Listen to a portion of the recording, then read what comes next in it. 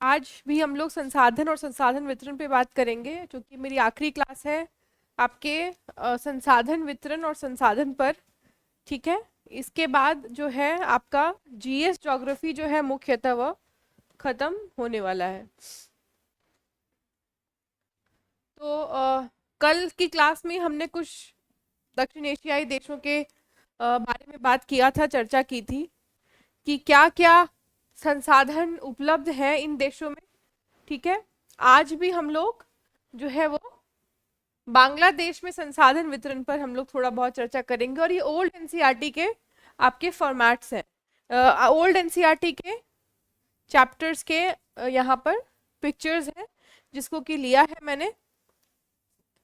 ठीक है। और इसको आज क्लास में देखेंगे। तो बांग्लादेश यहाँ से शुरू हो रहा है। ठीक है।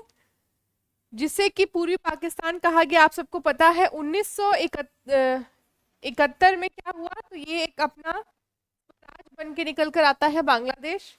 और भारत के साथ अंतर्राष्ट्रीय संबंध भी बांग्लादेश के साथ बहुत अच्छे हैं। ठीक है। भौतिकी लक्षण में देखें तो क्या है, मृदा जो है वो उर्वरक है ना, एलुवियम है। क्यों? क्योंकि प्रमुख नदियां जो है यहाँ पर द्रोणी केंद्र बनाती है बांग्लादेश में। तो खेती के संदर्भ में बांग्लादेश की मिट्टी जो है वो अच्छी है। ठीक है। वर्षा ऋतु भी यहाँ पर सामान्य है। तटीय क्षेत्र दलदली भूमि वाला है, तो अपने आप में ही एक पारिस्थितिकी क्षेत्र बनाता है, सुंदरी पेड़ों का, मैनग्रोव्स का। और बांग्लादेश का दक्षिणी पूर्व भाग पहाड़ी है। तो पहाड़ी है यानी कि खनिज है ना, दक्षिणी पूर्व पार्ट जो है वो पहाड़ी है। ठीक है। सबसे बड़ा जो कह सकते हैं यहाँ पे बाजार बांग्लादेश में लगता है। बांग्लादेश में ब्रह्मपुत्रा को जमुना कहा जाता है, और गंगा से मिलने के बाद यह संयुक्त पद्मा कहलाती है।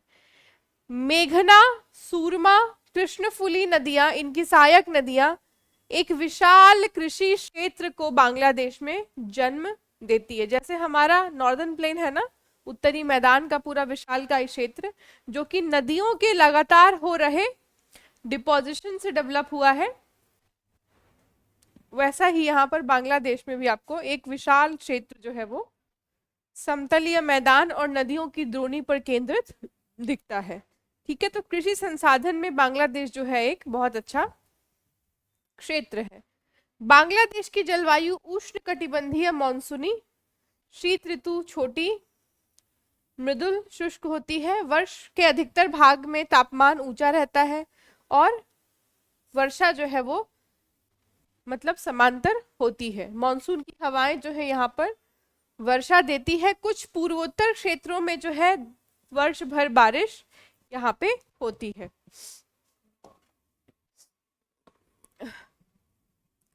अब यहाँ पर जलवायु तो हमने बात कर लिया कि उष्ण कटिबंधीय चक्रवात, आपको पता है रिमाल आया है अभी, और रिमाल ने उड़ीसा, पश्चिम बंगाल के साथ साथ बांग्लादेश को भी प्रभावित किया है ना। कारण कि चक्रवात आने का Paschim Bengal sorry bay of Bengal में, बंगाल की खाड़ी में क्या प्रमुख कारण है चक्रवात के आने का? तो एक तो आप कह सकते हैं कि बंगाल की खाड़ी जो है वो इस तरह से घिरी हुई है क्षेत्रीय इलाकों से, क्षेत्र और समुद्र। ठीक है। तो इन दोनों के बीच का जो तापांतर है ना,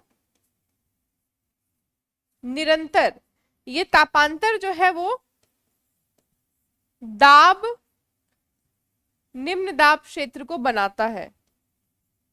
ठीक है।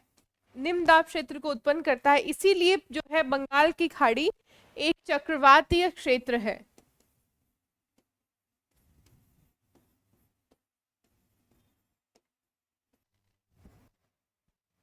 ठीक है। अब यहाँ पर हम प्राकृतिक संसाधन और आर्थिक हैं क्या है। तो मानसूनी एवं चटगांव पहाड़ी क्षेत्रों में पाए जाते हैं।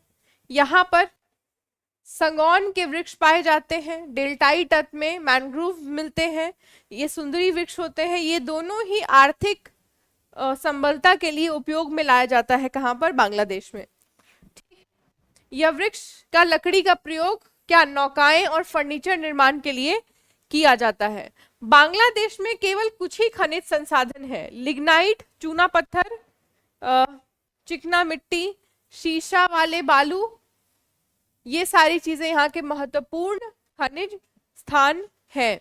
ठीक, बांग्लादेश में अधिकतर उपजाऊ जलोढ़ मृदा मिलती है, जिसके लिए कृषि एक महत्वपूर्ण संसाधन के रूप में यहाँ पर किया जाता है।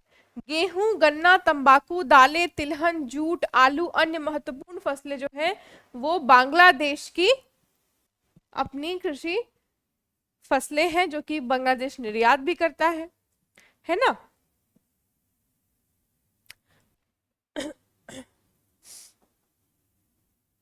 अब यहाँ पर श्रीलंका है। श्रीलंका भारत से पृथक है, क्यों? क्योंकि एक द्वीपीय देश है ना, द्वीपीय देश है। भौतिकी लक्षण में जाफना जो उत्तरी श्रीलंका है वो सबसे ज्यादा सटती है पाल्क स्ट्रेट से। भारत के धनुषकोटी और जाफना के बीच में सबसे कम दूरी है, मात्र 24 किलोमीटर की दूरी है। ठीक है, तो उत्तरी पश्चिम की तटीय पट्टी को छोड़कर लगभग सारा द्वीप कठोर शैलों से बना है, यानी कि एकदम ठोस ग्रेनाइट वहां पे मिलता है। देश के दक्षिण भाग में सबसे ऊंचा भाग समुद्र तल से 1500 मीटर की ऊंचाई पर है। ठीक, और खाड़ी, चट्टान, ये सब चीजें जो है यहाँ पर है। श्रीलंका की जलवायु उष्ण और आर्द्र है, क्यों? क्योंकि इक्वेटर से होकर गुजरती है ना। विषुववृत्त के निकट होने के कारण, इक्वेटर के पास होने के कारण तापमान में बहुत परिवर्तन होता है। कोलंबो में जनवरी का तापमान भी 25 डिग्री का होता है। तापमान जो है वो बहुत ज्यादा और बहुत कम आपको देखने को नहीं मिलेगा, इस तरीके का ही देखने को मिलता है। देश के विभिन्न भागों में पर्याप्त वर्षा और वर्षा में भी अंतर देखने को मिलता है, श्रीलंका की जैसे महाद्वीपीय राज्य में। ठीक है, यहाँ पे क्या है? सदाबहार वने हैं। क्यों? क्योंकि वर्षा जो है विषुववृत्त रेखा के पास होने के कारण वर्ष भर वर्षा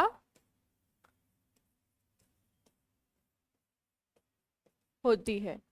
प्राकृतिक संसाधन और आर्थिक क्रियाएं, उपजाऊ जलोढ़ मृदा केवल छोटे छोटे भागों में नदी, घाटियों और तटीय क्षेत्र के कुछ भागों में मिलती है। कृषि यहाँ के निवासियों की सबसे महत्वपूर्ण आर्थिक क्रिया है। चावल मुख्य खाद्य फसल है। चाय, रबड़ और नारियल 3 प्रमुख नगदी फसलें हैं। अब यहाँ पे संसाधन में क्या है? चाय, रबड़ और नारियल, जिसका क्या हो रहा है? निर्यात भी हो रहा है। कहाँ? श्रीलंका से। ठीक है, निर्यात हो रहा है, और ये यहाँ के क्या है? कैश क्रॉप्स है, नगदी फसलें।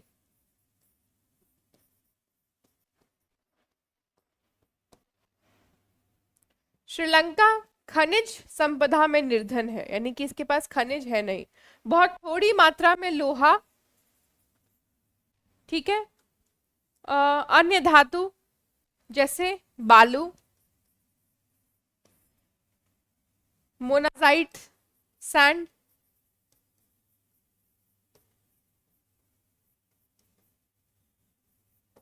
मोनाजाइट रेत। ठीक है, जिरकॉन, ग्रेफाइट बहुत कम मात्रा में यहाँ पे पाई जाती है। ठीक,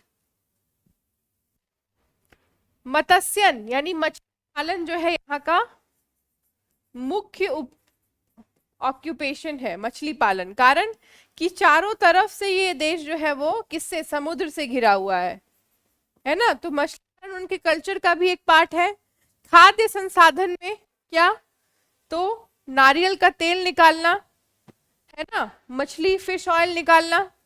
ठीक है, मछलियों से और संसाधनों का निर्माण करना, जैसे दवाइयां हो गई, विटामिन सी कैप्सूल्स हो गए। इन सब का निर्माण करना वहां के मुख्य व्यवसायों में से एक है। कहाँ? श्रीलंका। अब आपका इंडोनेशिया है, ठीक है, जिसको कि हिंदोनेशिया भी कहा जाता है। क्यों? क्योंकि वहां पे आपको हिंदुइज्म एक कल्चर के रूप में देखने को मिलता है। वहां पे आपको रामायण देखने को मिलता है, मंदिरें देखने को मिलती है, गणपति की, आ, हनुमान की, राम की, है ना। तो हिंदोनेशिया यानी कि हिंदुइज्म का जो एक कल्चरल फ्रेगमेंट है वो आपको इंडोनेशिया में भी देखने को मिलता है, ठीक है, जिसको हिंदी में हिंदोनेशिया कहते हैं। तो हिंदोनेशिया जलवायु विषुवतीय है, इक्वेटर के पास है। यहाँ पर वर्ष भर जो है वर्षा होती ही रहती है। उच्च तापमान, भारी वर्षा। इंडोनेशिया के अधिक भागों में क्या? तो घने वन है, घने वन जो कि सदाबहार है ना। क्योंकि विषुवतीय रेखा पर है तो वर्षा निरंतर मिलता है, वर्षा निरंतर हो रही है तो वन भी वैसे ही होंगे। प्राकृतिक संसाधन और आर्थिक क्रियाएं। एक छोटे भाग पूर्वी जावा, बाली, उत्तरी पूर्वी सुमात्रा में उपजाऊ मिट्टी मिलती है। ठीक, इंडोनेशिया के भाग में यदि हम देखें तो पूर्वी जावा, बाली और पूर्वी सुमात्रा सारे आइलैंड्स हैं। सुंडा, सुमात्रा, बाली, जावा, ये सारे द्वीप हैं जिसका एक एक सम्मिलित मिश्रण बन के बनता है एक देश, द्वीपीय देश जो इंडोनेशिया है। ठीक है, तो ये यहाँ की मिट्टी जो है वो कैसी है? उपजाऊ है। कृषि जो है यहाँ का सबसे महत्वपूर्ण रोजगार या व्यवसाय है। ठीक मुख्य फसलें कौन कौन सी हैं? तो मुख्य फसलें यहाँ पर भी चावल, मक्का, कपास, सोयाबीन। सोयाबीन आपको पता है ना, समूचे विश्व में अगर सबसे अधिक कहीं पे होता है तो इंडोनेशिया में होता है सोयाबीन। ठीक है, और सोयाबीन अगर यहाँ पे सोयाबीन की फसल खराब होती है तो आप देख लीजिए कि विश्व भर में सोयाबीन के जो तेल है ना, जो फॉर्चून के तेल आते हैं, उसमें दाम में वृद्धि होती है। पिछले साल ही दामों में उछाल देखने को मिला था, कारण कि वहां सोयाबीन की खेती में नुकसान हुआ था। ठीक है, और नगदी फसलें रबड़, तेल, ताड़, नारियल, कोका, गन्ना और तंबाकू है। कृषि में ही देखिए तो आप इंडोनेशिया कितना ज्यादा आगे है। ठीक, यहाँ पे बड़े बड़े बगानों के निर्माण किए गए, कारण कि मृदा जो थी उर्वरक थी, इस वर्ष भर वर्षा है, जलवायु ऐसा है कि उनके प्लांटेशन के लिए बहुत अच्छा है। तो इस कारण से यहाँ पर प्लांटेशन को इंट्रोड्यूस किया गया बहुत बड़े पैमाने पर। ठीक है, उसके बाद इंडोनेशिया में कुछ महत्वपूर्ण खनिज हैं, जैसे पेट्रोलियम, गैस, कोयला, टिन, बॉक्साइट, निकल, चांदी और सोना। ये खनिज के भी स्रोत जो आपको संसाधन के रूप में इंडोनेशिया में देखने को मिलता है।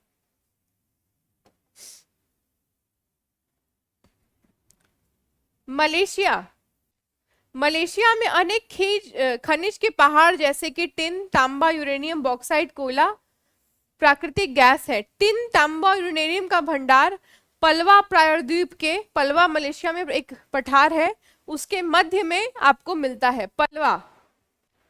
ठीक है, पलवा पठार में क्या मिलता है? यूरेनियम, टिन और सोना। ठीक है, सारावाक में बॉक्साइट और कोयला। सारावाक क्षेत्र में क्या मिल रहा है? बॉक्साइट और कोयला। ठीक है, विस्तृत पेट्रोलियम भी मलेशिया के कुछ भागों में देखने को मिलते हैं। पेट्रोलियम संसाधन भी मलेशिया में एक प्रमुख भाग है। फसलों में है नकदी और खाद्य फसलें। नकदी फसलों में रबड़, तेल, नारियल और कोको। खाद्य फसलों में भी आपको नारियल देखने को मिलता है, गन्ना, चावल, ये सारी चीजें देखने को मिलती है। ठीक, अब यहाँ पर आ जाते हैं भारत पे, क्योंकि हम दक्षिण एशिया पे कोयला और इन सब पे बात कर रहे हैं। कल ही मैंने बताया कि कोयला जो है सबसे पहला फ्यूल सिस्टम था औद्योगिक क्रांति का, है ना। तो उसके वितरण को भी जान लेना बहुत आवश्यक हो जाता है हमारे लिए।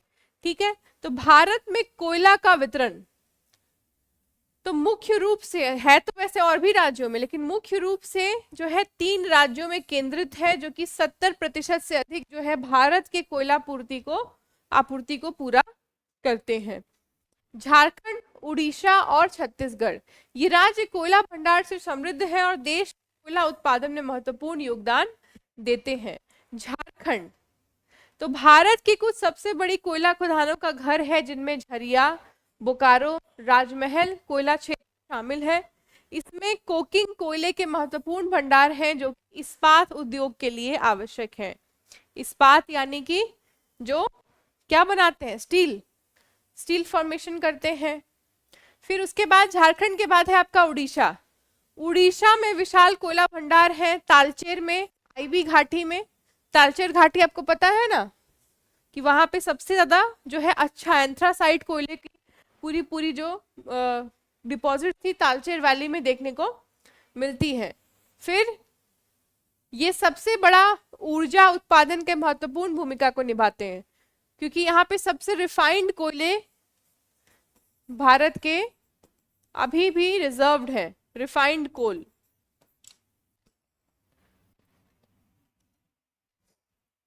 उसके बाद है आपका छत्तीसगढ़। राज्य में कोरबा, हसदेव, अरण, मान, रायगढ़ कोयला क्षेत्र बड़े कोयला भंडार हैं। छत्तीसगढ़ एक महत्वपूर्ण कोयला उत्पादक और भारत के बिजली क्षेत्र में थर्मल पावर प्लांट के विस्तारक के रूप में कारगर है। फिर कोयला भंडार इन 3 राज्यों के अलावा भी पश्चिम बंगाल के रानीगंज, मध्य प्रदेश के सिंगरौली, महाराष्ट्र के वारधा घाटी, तेलंगाना के सिंगारेनी कोयला क्षेत्र में शामिल है। भारत में के मुख्य रूप से बिजली उत्पादक में कोयले का उपयोग आज भी अधिक है, थर्मल पावर प्लांट सबसे अधिक है ना। देश के अधिकांश बिजली संयंत्र कोयले से संचालित होते हैं। देश के वैश्विक स्तर पर सबसे बड़ा कोयला उत्पादकों और उपभोक्ता दोनों ही हम लोग सबसे बड़े हैं, तीसरे नंबर पे हैं, जो अपनी ऊर्जा मांगों को पूरा करने के लिए कोयले पर बहुत अधिक निर्भर है। हालांकि भारत अपने ऊर्जा मिश्रण में विविधता लाने और आने वाले वर्षों में नवीनीकरण ऊर्जा स्रोतों के हिस्से को बढ़ाने पर भी ध्यान दे रहा है, यानी नेट जीरो कार्बन एमिशन के लक्ष्य को पूरा करने के लिए हम सौर ऊर्जा के ऊपर जा रहे हैं, इलेक्ट्रिफिकेशन, जो कि हम हाइडल पावर प्लांट से लेकर आए, सोलर पावर प्लांट से लेकर आए, विंड एनर्जी का उपयोग करें हम भारत में, है ना। इस तरीके के और ऊर्जा के स्रोतों को बनाने पर भारत जो है वो काम कर रहा है। आगे देखिए क्लास, ये भारत का मानचित्र है कोयले के वितरण में। तो आपको ये क्षेत्र जो है वो क्या दिखेगा, क्रिसेंट बेल्ट ऑफ कोल।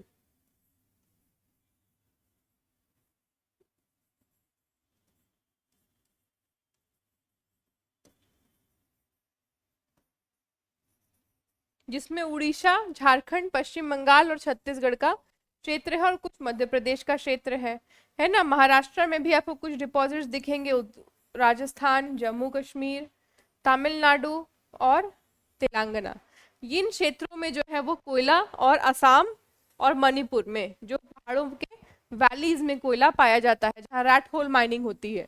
आज भी इलीगल रैट होल माइनिंग जो है वो उत्तरी पूर्व के राज्यों में की जाती है, जिससे कि लोगों की जानें जाती हैं, स्पेशली बच्चे, वो क्योंकि उस छोटे से बिल में घुसते हैं कोयले को निकालने के लिए।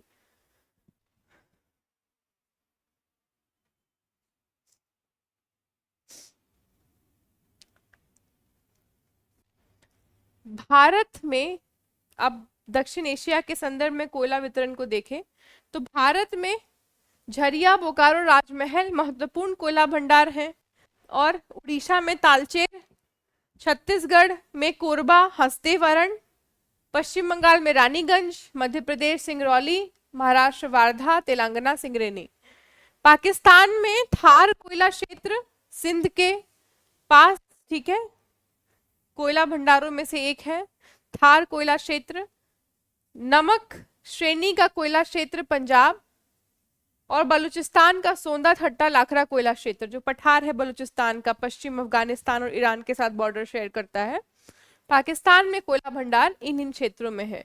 बांग्लादेश में फुलवाड़ी, जो कि ओपन कास्ट है, और आपको बहुत ज्यादा 12 पुकरिया के अलावा कहीं और आपको कोयला बांग्लादेश में वैसे नहीं मिलता है। फिर है आपका इंडोनेशिया, दुनिया का सबसे बड़े कोयला उत्पादकों और निर्यातकों में से एक है आपका इंडोनेशिया।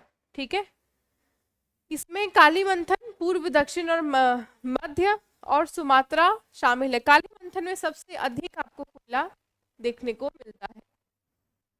ठीक, बंजर मासीन दक्षिण कालीमंथन, समृद्धा पूर्वी कालीमंथन कोयला के प्रमुख बंदरगाह है, यानी कि इसी क्षेत्र के आसपास जो है पोर्ट बनाए गए जिससे कि कोयले का निर्यात समूचे विश्व भर में किया जा सके। और इसी कारण जो है कोयले के निर्यात के कारण ही इंडोनेशिया के साथ जो है दक्षिण पूर्व के जो देश है वो संबंध अपने अच्छे रखते हैं, ताकि उनका जो है ऊर्जा केंद्र जो कि इंडोनेशिया के निर्यात से आता है, ऊर्जा केंद्र खत्म ना हो। तो दक्षिण एशिया के स्वरूप में इंडोनेशिया इसलिए भी बहुत इंपॉर्टेंट है क्योंकि यहां से निकलता है इनका खनिज कोयला, है ना। ऐसे समझिए कि संसाधन किस तरह आपके अंतरराष्ट्रीय संबंध में एक मजबूत कड़ी के रूप में उभर कर आता है, ये समझने वाली बात है। ठीक है, फिर वियतनाम, क्वांग नी प्रांत जो है वियतनाम का, वो सबसे बड़ा कोयला भंडार है, क्वांग नी। ठीक है, और यहाँ पर वियतनाम में क्या है, कोयला उद्योग प्राइवेटाइज्ड है, स्वामित्व वाले हैं, जैसे नेशनलाइज्ड है और देशों में, भारत में भी वैसे वहां पे वैसा नहीं है, वहां स्वामित्व वाले हैं। फिलीपींस में सैमोरीरा द्वीप, सेबू, सुरिगाओ डेल सुर सहित कई क्षेत्रों में कोयला पाया जाता है।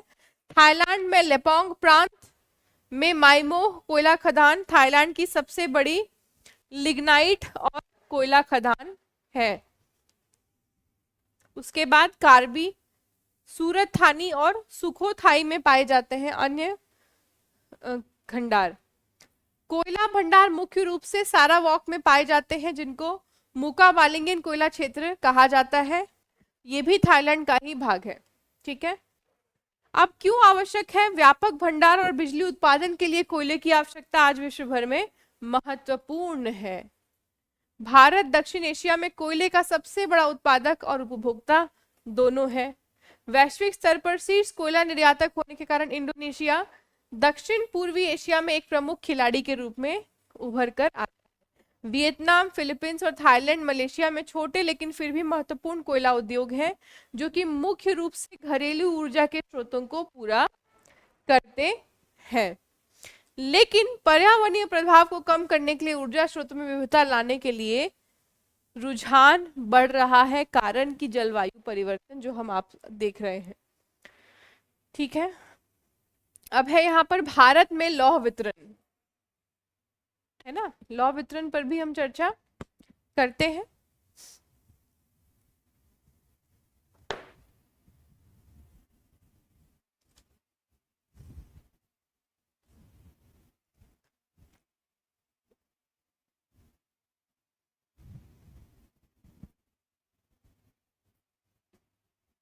लोहे के अनुपात में अगर देखें तो भारत जो है वो समृद्ध है, जिसका महत्वपूर्ण भंडार कई राज्यों में वितरित है। उड़ीसा, जिसको कि भारत का लौह ऐसा अग्रणी उत्पादक भी कहा जाए, सबसे अधिक लौह जो है, लोहा जो है वो उड़ीसा में है। ठीक है, जैसे कहाँ पे, कहाँ खदानें, बारबिल कोयला घाटी में स्थित है, जोड़ा, बारबिल और गुआ जैसी खदानें शामिल हैं, जिसमें क्योंझर, सुंदरगढ़ और मयूरभंज जिले के ये सारे स्थान हैं। ठीक, झारखंड के सिंघुम जिले में लौह अयस्क महत्वपूर्ण भंडार है। प्रमुख खनन क्षेत्र नोआमुंडी, गोवा और चिरिया। चिरिया खदान देश की सबसे बड़ी लौह अयस्क भंडारों में से एक है। फिर छत्तीसगढ़, छत्तीसगढ़ में दांतेवाड़ा जिले के बालडीला, दुर्ग में दल्ली राजहरा, बालडीला परिसर में अपने समृद्ध हेमेटाइट, जो सबसे अच्छा होता है हेमेटाइट आयरन जो है, आयरन और जो है वो सबसे ज्यादा प्योर होता है, उसके लिए प्रसिद्ध है।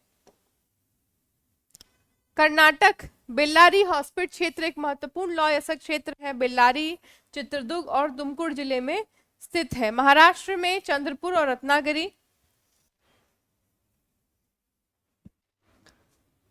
गोवा में उत्तरी और दक्षिणी जिले दोनों में है, ठीक है, इसका निर्यात किया जाता है। आंध्र प्रदेश और तेलंगाना में भी कुछ भंडार है, अनंतपुर और कुर्नूल जैसे जिले में, ठीक है। अलीदाबाद तेलंगाना में। और देश के उत्पादक के रूप में अगर हम देखें तो कोयले की तरह ही उड़ीसा, झारखंड और छत्तीसगढ़ लोहे के उत्पादन में भी सबसे अधिक क्षेत्र साझा करते हैं, सबसे अधिक क्षेत्र में पाया जाता है। उपयोग और आर्थिक प्रभाव, इन राज्यों में घरेलू इस्पात उद्योग इसीलिए यानी कि स्टील इंडस्ट्री बनाया गया, कारण कि इन्हीं के पास सबसे अधिक आयरन और डिपॉजिट्स थे। तो ट्रांसपोर्टेशन कॉस्ट, क्योंकि वो हैवी होता है, ट्रांसपोर्टेशन कॉस्ट को बचाने के लिए जो है उन्हीं के आसपास जो है स्टील प्लांट्स को निर्माण में लाया गया। जैसे कि भिलाई छत्तीसगढ़ एक स्टील प्लांट सिटी है ना, तो उसके पास ही जो है आपको आयरन और डिपॉजिट मिलता है। राउरकेला स्टील प्लांट है उड़ीसा में, वहां पे भी आपको उसके पास ही जो है आयरन और माइनिंग दिखता है। बोकारो उसके पास ही सिंघुम है, सिंघुम में आपको आयरन और माइनिंग दिखता है। विशाखापट्टनम उसके पास दिखता है। भारत का लौह इस्पात इसीलिए महत्वपूर्ण है क्योंकि देश में आप कह सकते हैं कि हैवी इंडस्ट्रीज को बढ़ावा देने के लिए, हैवी इंडस्ट्रीज की बढ़त को बढ़ावा देने के लिए, बहुत बड़े बड़े इंफ्रास्ट्रक्चर निर्माण के लिए, पुल है, रोड्स हैं, इन सब के लिए लोहे की आवश्यकता है जिससे कि स्टील का निर्माण किया जाता है ना। तो इसके लिए कह सकते हैं कि आर्थिक उन्नति के लिए भी हमारा ये जो पूरा खनिज है, संसाधन है, उसकी उपयोगिता बहुत अधिक रूप से हमारे लिए महत्वपूर्ण हो जाती है। क्योंकि यदि हमारे पास लौह नहीं है तो हम आगे चलकर हो सकता है कि अपने विनिर्माण के कार्यों को, इंफ्रास्ट्रक्चर को हम भूल जाएं। अब आपका पेट्रोल, जो कि आज के समय का कह सकते हैं आप लिक्विड गोल्ड जिसको कहा जाता है, लिक्विड गोल्ड है, वो भी संसाधन में एक प्रमुख भूमिका निभाए हुए है, यानी उसकी भी एक प्रमुख भूमिका है संसाधन में। क्यों? क्योंकि यदि हम देखें तो संसाधन के स्वरूप में यदि आज किसी देश के पास पेट्रोल नहीं है तो उस देश के पास उसकी कोई ऊर्जा प्रणाली जो है वो ठीक से काम नहीं कर सकती। आपके पास अन्य कितना भी खनिज हो क्यों ना हो, यदि पेट्रोल नहीं है तो आपकी ऊर्जा प्रणाली जो है वो ठप पड़ जाएगी। ठीक, तो चलिए यहाँ पे देखते हैं पेट्रोलियम का वैश्विक वितरण। यूं तो आपको पता है कि पेट्रोलियम वितरण उसके प्राइसिंग के साथ ही एक वैश्विक संगठन बना है, ओपेक, ठीक है, ऑर्गेनाइजेशन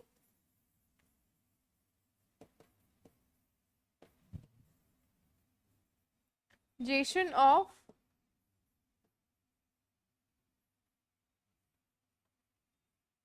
पेट्रोलियम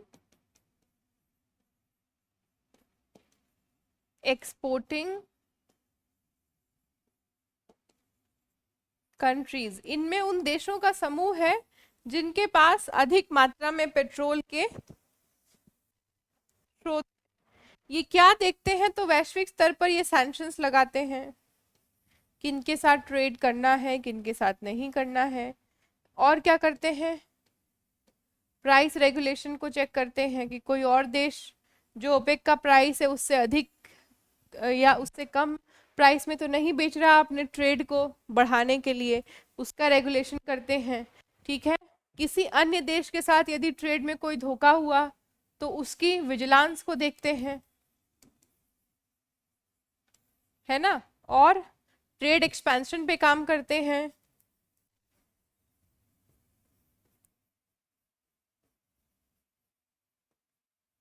यानी कि वाणिज्य कैसे बढ़े, इन सब चीजों पे ओपेक संगठन जो है वो काम करता है। यदि वैश्विक तेल वितरण की बात करें तो मिडिल ईस्ट जो है, मध्य पूर्व, वो सबसे ज्यादा वर्चस्व रखता है ओपेक में भी और विश्व के पेट्रोल के वितरण में भी, क्यों? क्योंकि सबसे ज्यादा ऑयल के संसाधन स्रोत जो है वो इन्हीं रीजन में आपको मिलते हैं। ठीक है, तो यहाँ पे आपको मिलते हैं। अब देखिए पेट्रोलियम का वैश्विक वितरण, तो सबसे पहले हम इराक, कि हमारे मध्य एशिया का एक देश है जहाँ पे अभी बहुत ज्यादा हाई इन्फ्लेशन आपको देखने को मिलेगा, है ना। वहाँ की जो करेंसी है उसको क्या कहा जाता है? रियाल कहा जाता है ना। ईरान का रियाद और इराक का रियाल। तो हमारा भारत का जो करेंसी है, तो आप कह सकते हैं कि वहाँ की 500 रुपये या 600 रुपये जो है यहाँ का 1 रुपया है। तो अगर आपको इराक घूमने जाना है तो आप लगा लीजिए, यदि आपके पास 10,000 रुपये हैं, है ना, उसको आप 500 से मल्टीप्लाई कीजिए तो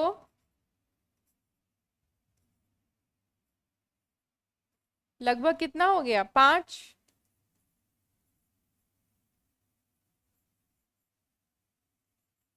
4, यानी आपके पास कितने हो गए? 1, 10, 100,000, 10,000, लाख, 50 लाख रुपए हैं। यदि आप यहाँ पे 10,000 रुपए आपके पास है तो आप इराक घूमने जाएं तो वहां के हिसाब से आप 50 लाख लेकर जा रहे हैं। और ये कोई बहुत बड़ा अमाउंट नहीं है वहां के लिए, इराक के लिए बहुत पैसे नहीं, क्योंकि इराक के नोट को अगर आप सिस्टम को देखेंगे तो उसके नोट में ही आपको 10 लाख रुपए का नोट दिखेगा, 1 मिलियन रियाल।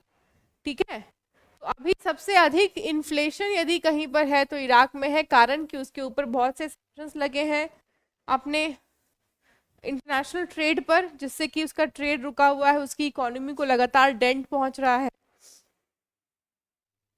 लेकिन फिर भी इराक जो है वो खड़ा है, क्यों? सिर्फ और सिर्फ अपने तेल संसाधन के कारण।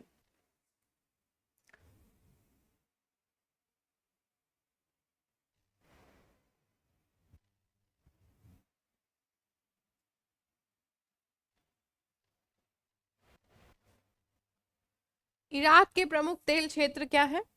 रुमैला, पश्चिम कुर्ना और किरकुक। यहाँ पे आपको जो है वो पेट्रोलियम डिपॉजिट्स इराक में मिलते हैं। ठीक है, उसी तरह कुवैत, दुनिया का दूसरा सबसे बड़ा पारंपरिक तेल क्षेत्र। कुवैत में ही आपको एक बार पता है सिविल वॉर हुआ था और वहां से भारतीयों को एयरलिफ्ट किया गया था, है ना, क्योंकि वहां पे भी क्या था, कुवैत के साथ उसके अन्य देश जो है वो कैप्चरिंग डोमिनेंस का खेला खेल रहे थे। तो बर्गन में है संयुक्त अरब अमीरात, यूनाइटेड, क्या, यूएई, यूनाइटेड अरब एमिरेट्स, जो एक साथ बहुत सारे अरब सिटीज या रीजन्स आते हैं और वहां पर जो है एक प्रमुख देश की तरह निकलते हैं, जिसका दुबई आज के टाइम पे कह सकते हैं आपकी एक डेवलप सिटी का एक फाइनेस्ट एग्जाम्पल है मिडिल ईस्ट में, जहां से बहुत लोग घूमने जाना चाहते हैं, है ना। तो जुकुम, ऊपरी जुकुम बू हसा जो है इस यूएई का पेट्रोलियम डिपॉजिट है। फिर उत्तरी अमेरिका, उत्तरी अमेरिका में वैश्विक पेट्रोलियम उद्योग का उत्तरी अमेरिका एक प्रमुख खिलाड़ी है, जिसमें संयुक्त राष्ट्र अमेरिका और कनाडा दोनों हैं। ठीक, यहाँ पे कनाडा का अल्बर्टा महत्वपूर्ण तेल रेत क्षेत्र है। संयुक्त राष्ट्र में आपको देखने को मिलेगा टेक्सास, जिसमें पर्मियन बेसिन है। नॉर्थ डकोटा, टेक्सास, अलास्का और नॉर्थ डकोटा, ये रीजन्स हैं आपके उत्तरी अमेरिका में। दक्षिणी अमेरिका में खासकर वेनेजुला और ब्राजील। आज आपको पता है वेनेजुला को भी क्रम्बल किया जा रहा है जानबूझकर वैश्विक ताकतों द्वारा, जिससे कि वहां के तेल संसाधन पर एक स्वामित्व बढ़ाया जा सके, है ना। तो आप यदि देखेंगे कि किसी भी देश में अगर अराजकता फैल रही है तो क्या अराजकता फैलने का कारण उस देश में ही से ही संबंधी समस्याएं हैं या उस देश में खड़ी की गई समस्याएं हैं? ये भी आपको समझने की आवश्यकता है कि ये ह्यूमन राइट्स का कॉन्सेप्ट जो है, इसके पीछे के कितने सारे ब्लैक कार्ड जो है वो खड़े रहते हैं, जिसमें कि किस तरह पूरा विश्व इन्वॉल्व होता है या विश्व की कुछ प्रमुख ताकतें जो है वो इन्वॉल्व होती हैं। तो वेनेजुला दुनिया का सबसे बड़ा सिद्ध तेल भंडार है। प्रमुख तेल क्षेत्र ओरिनोको बेल्ट। ब्राजील उसके बाद, प्रमुख तेल लूगा, बुजलॉस और टूपी ये क्षेत्र हैं। यानी कि दक्षिण अमेरिका में वेनेजुला और पूरे विश्व में वेनेजुला एक प्रमुख तेल क्षेत्र के रूप में जाना जाता है, जिसमें कि अभी उसकी ही आर्थिक स्थिति जो है वो बहुत ज्यादा खराब चल रही है। ठीक है, फिर अफ्रीका में भी कई समृद्ध तेल देश हैं, जिसमें नाइजीरिया और अंगोला है। नाइजीरिया और अंगोला तेल संसाधन के क्षेत्र होने के बावजूद भी बहुत गरीब है, बहुत पॉवर्टी है वहां पर, बहुत पिछड़ापन है ना। अगर सिर्फ अफ्रीका की बात करें तो नाइजीरिया सबसे बड़ा तेल उत्पादक है, नाइजर डेल्टा, अंगोला, अपटिया कैम्बिडा और जेरे प्रांत, उसके साथ लीबिया। लीबिया में भी क्या किया गया, तो लीबिया को भी जानबूझकर जो है ध्वस्त किया गया, कारण कि यहाँ पर भी जो है सबसे बड़ा तेल भंडार था, शरारा, एल फील और वाहा। तो इस तरह से आप ये समझ सकते हैं कि संसाधन के भंडार होने के साथ ही आप हो सकता है या आपका क्षेत्र जो हो सकता है वो अराजकता का भी या हिंसा का भी एक केंद्र बन सकता है। क्यों? क्योंकि हो सकता है कि बहुत से प्रमुख शक्तियों वाले स्रोत जो है वो ये नहीं चाहेंगे कि वहां पर डेवलपमेंट आए या वहां पोलराइज्ड हो जाए इकोनॉमी। इस डर से भी जो है इन क्षेत्रों में अराजकता को हमेशा ही इंस्टिगेट किया जाता है, इंजेक्ट किया जाता है ना। फिर है आपका यूरेशिया, यानी कि यूरोप और रशिया। रूस और कैस्पियन क्षेत्र जो है ये आपके तेल भंडार के रूप में है। रूस विश्व स्तर पर शीर्ष तेल उत्पादकों में से एक है। प्रमुख तेल क्षेत्र पश्चिमी साइबेरिया, वोल्गा, उराल और खाली खंड, ये क्षेत्र रशिया के ऑयल डिपॉजिट्स हैं। कजाकिस्तान में तेजिंग, काशगौन और कराचानगनक, ये क्षेत्र जो है वो आपके तेल के प्रमुख क्षेत्र हैं। ठीक है, यदि विश्व में बात करें लौह की,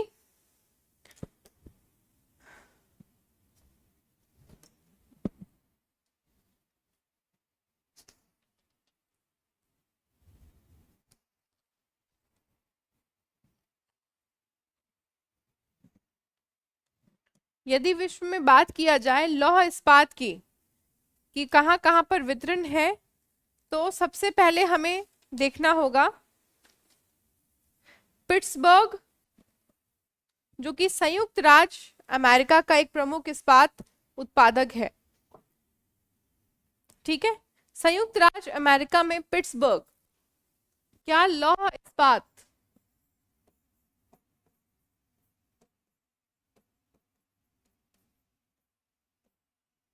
वितरण।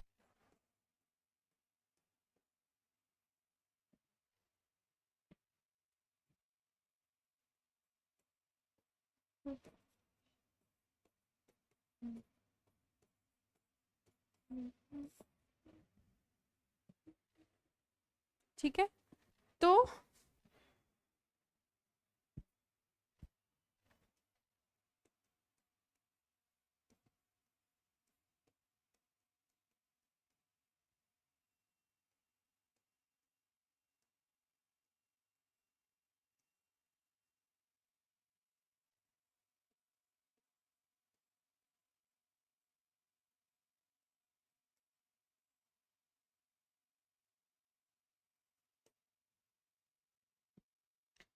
पिट्सबर्ग, ये पिट्सबर्ग सबसे पहला स्थापित इस्पात कारखाना है संयुक्त राष्ट्र अमेरिका का।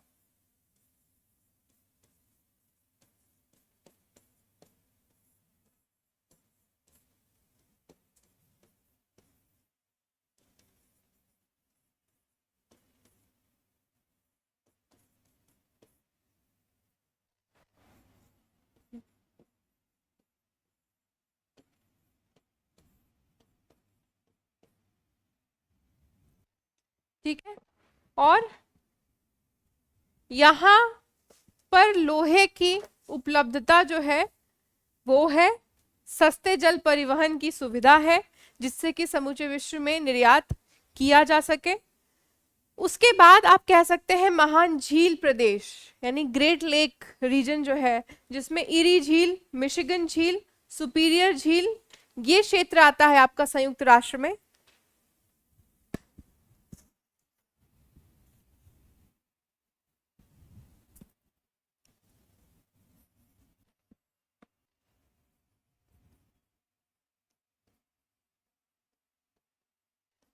ग्रेट झील क्षेत्र जिसमें इरी, सुपीरियर, आपको पता है ना?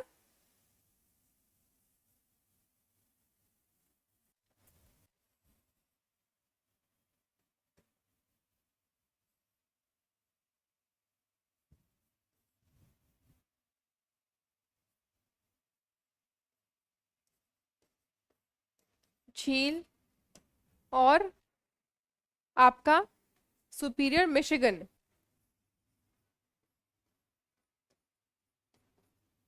इन झीलों के आसपास के केंद्र में भी आपका संयुक्त राष्ट्र अमेरिका में जो है वो लौह और इस्पात का केंद्र है। ठीक है, ये क्षेत्र भी आपका प्रमुख रूप से लौह इस्पात का केंद्र माना जाता है। अब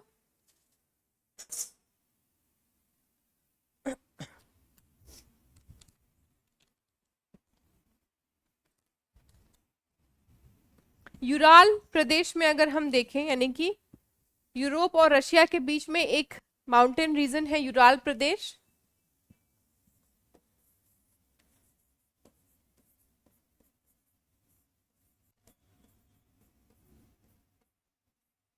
ठीक है, तो यूराल प्रदेश में भी लौह इस्पात के रीजन्स को हम देख सकते हैं। तो कौन कौन से हैं? आपका पंप, अलापा और ऑक्स।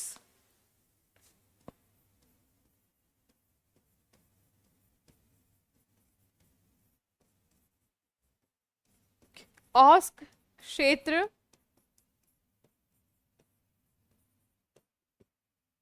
लौह एवं इस्पात का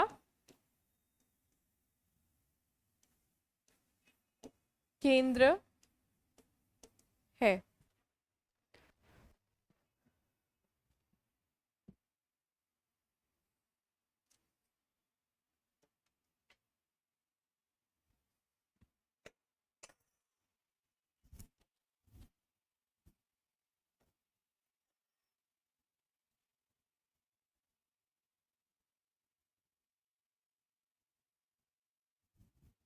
यूनाइटेड किंगडम,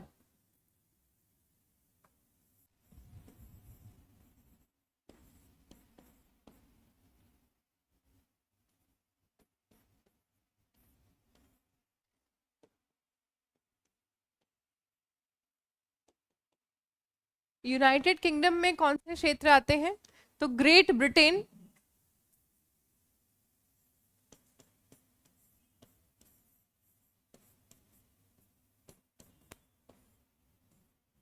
ग्रेट ब्रिटेन जो है वो आपके लौह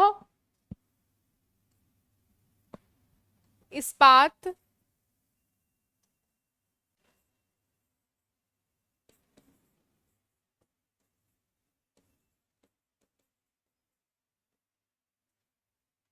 का प्रमुख केंद्र है।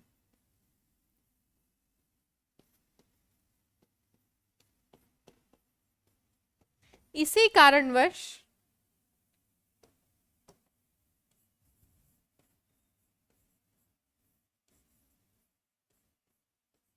औद्योगिक क्रांति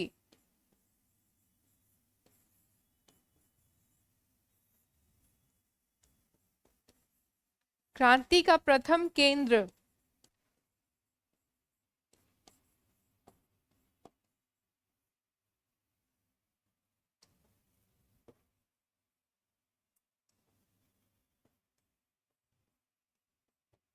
केंद्र भी ग्रेट ब्रिटेन रहा।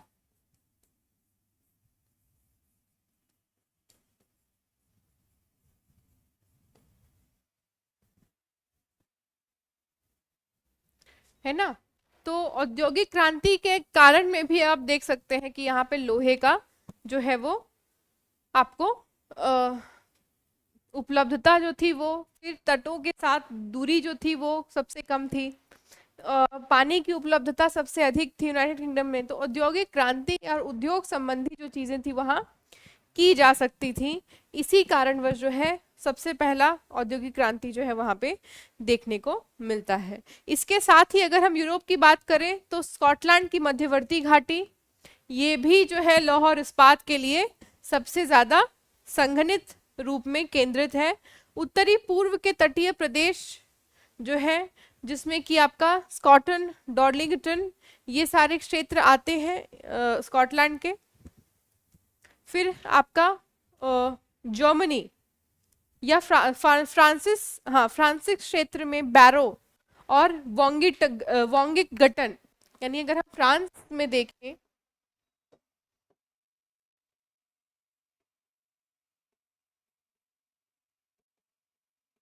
फ्रांस में बैरो और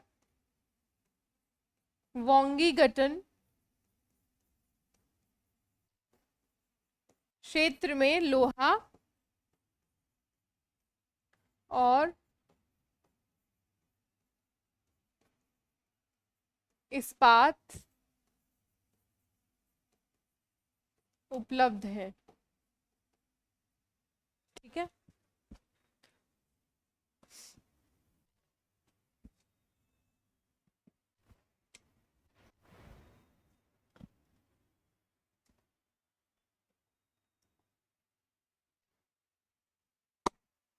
उसके बाद जर्मनी, जर्मनी में अ,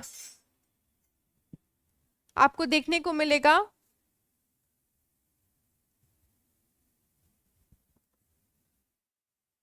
ब्रिमेन,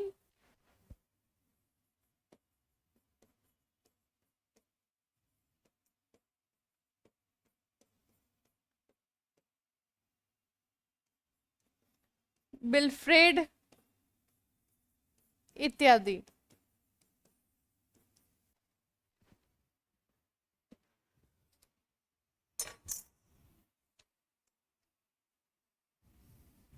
एशिया में चाइना का दक्षिण मंचूरिया,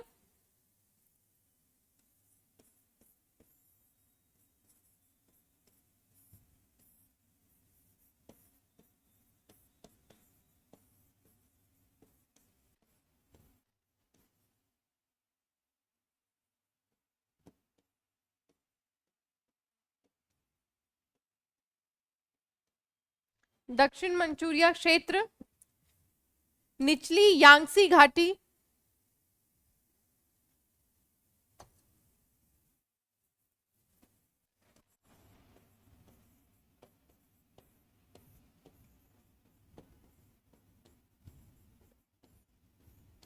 यांगसी आपको पता है एक नदी है चीन की, निचली यांगसी घाटी।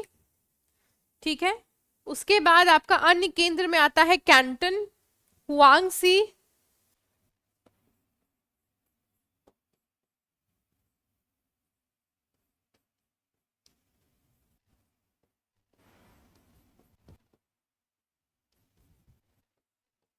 ये केंद्र है चाइना के लोहे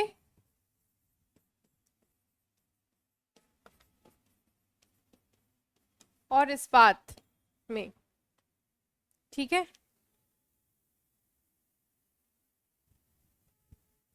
और यदि हम बात करें कि समूचे विश्व में 39% लोहा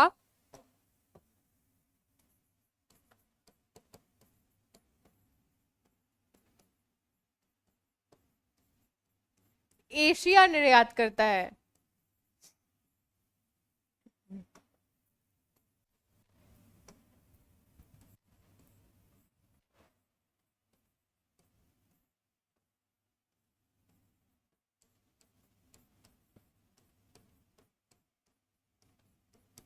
जिसमें प्रमुख रूप से चाइना यानी चीन और जापान है। ठीक है, चीन और जापान जो है ये प्रमुख रूप से आपके लौह निर्यात के देश हैं। यदि जापान की बात करें,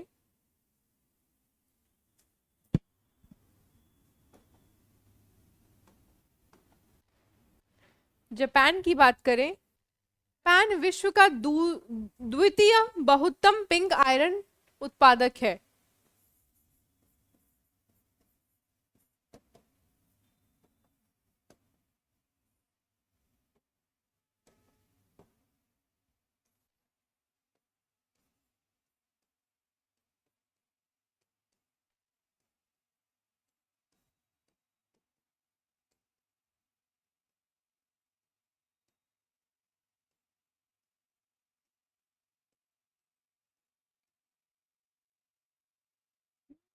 उत्पादक है।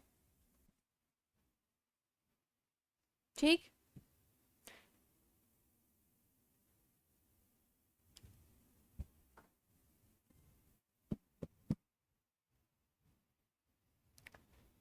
लेकिन समूचे यदि औसत की बात करें तो औसत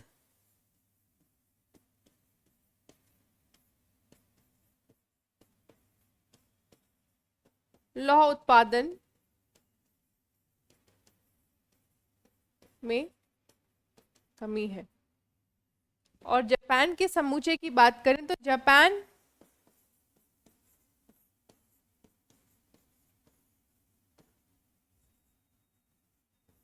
खनिज केंद्र में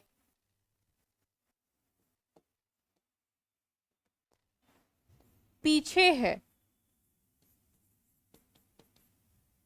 ठीक है, यानी यहाँ बहुत ज्यादा खनिज डिपॉजिट्स नहीं है, लेकिन पिंक आयरन डिपॉजिट्स यहाँ पर आपको देखने को मिलता है।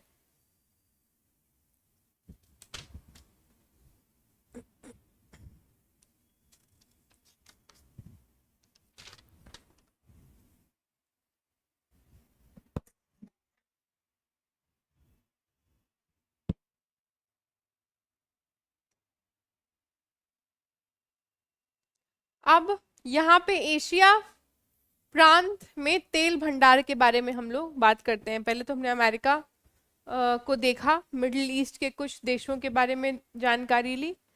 तो एशिया प्रशांत की यदि बात करें तो एशिया प्रशांत क्षेत्र में जहां चीन और इंडोनेशिया तेल के महत्वपूर्ण उत्पादक हैं, चीन सबसे बड़ा क्षेत्र का तेल उत्पादक है, जिसमें दंकिंग, शेंगली और चांगकिंग जैसा क्षेत्र आता है। यहाँ पर एक इमेज है कि किस तरह से पेट्रोलियम एक्सट्रैक्शन किया जाता है ना। एक एक इमेज की तरह से आप पढ़ते हैं, जैसे कि यहाँ पे देखिए ओशनिक क्रस्ट है, ओशनिक क्रस्ट से ड्रिलिंग की जाती है अंदर की तरफ। ठीक है, तो लिथोस्फीयर मेंटल, यहाँ पे आपके मैग्मा मिक्सिंग जोन्स हैं, और ये आपका एस्थेनोस्फेयर है। एस्थेनोस्फेयर यानी कि कोर और मेंटल, इसके बीच में जो अपर मेंटल लेयर है उसको बोला जाता है एस्थेनोस्फेयर।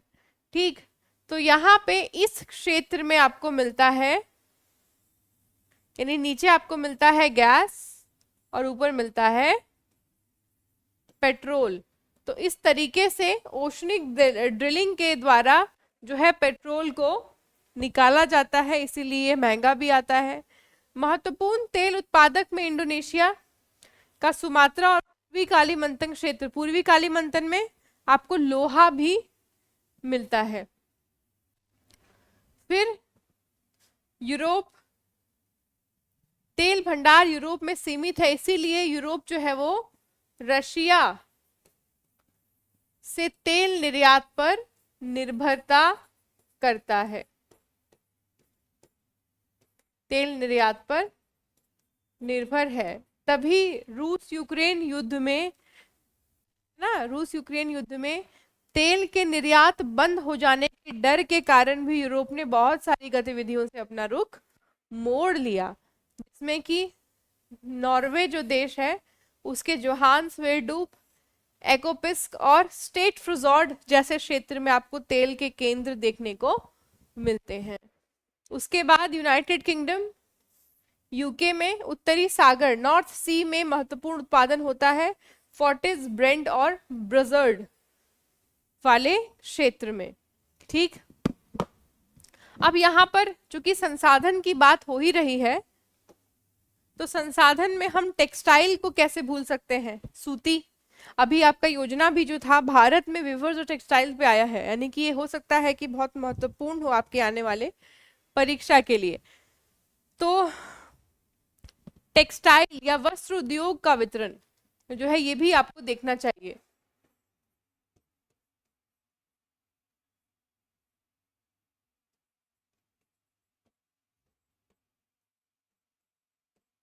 उद्योग का वितरण, ठीक है।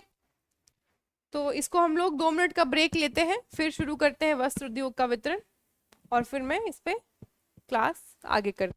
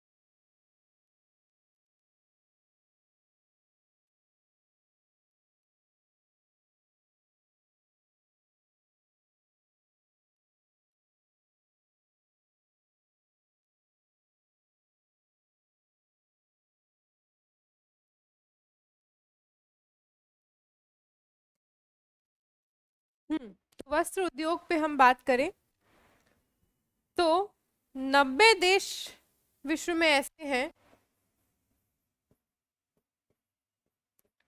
जो वस्त्र निर्माण करते हैं।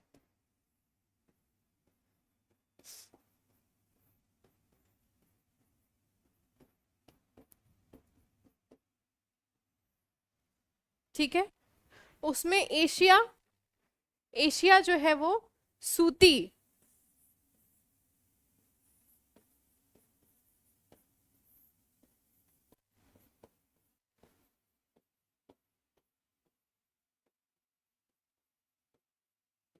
सूती उत्पादन के केंद्र के रूप में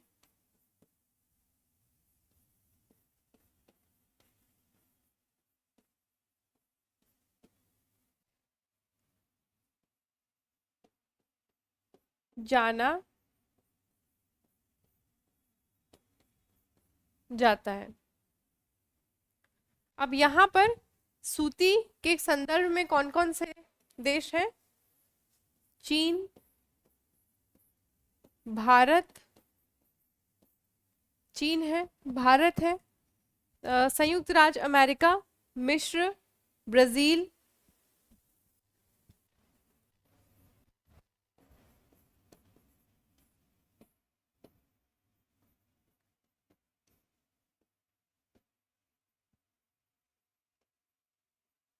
ब्राजील, अ,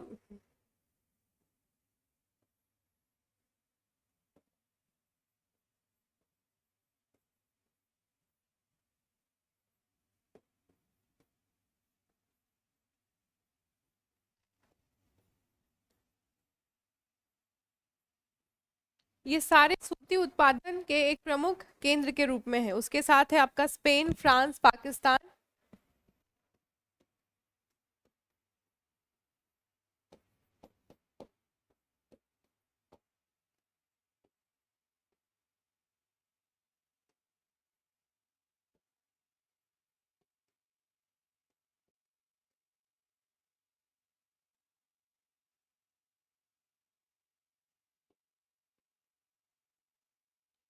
उज्बेकिस्तान,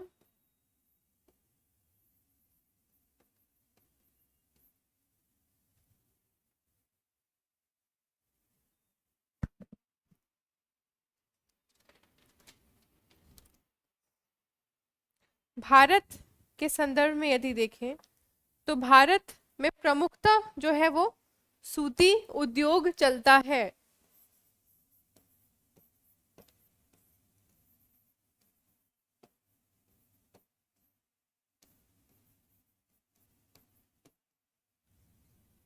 ठीक है, कैसे? तो पश्चिमी क्षेत्र में गुजरात, महाराष्ट्र, मध्य प्रदेश।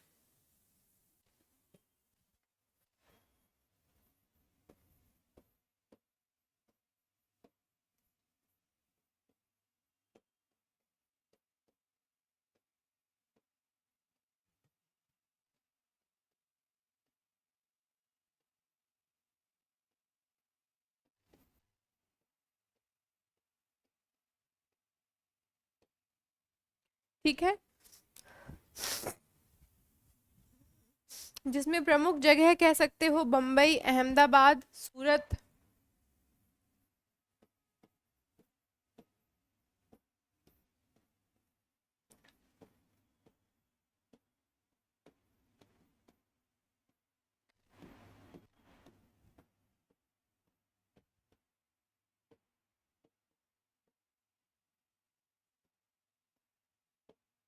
कोल्हापुर,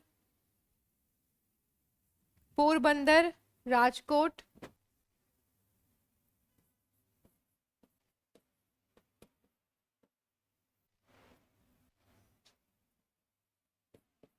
ये सारे जो हैं ये प्रमुख क्षेत्र हैं, शहर हैं सूती उद्योग या कपड़ा उद्योग के लिए।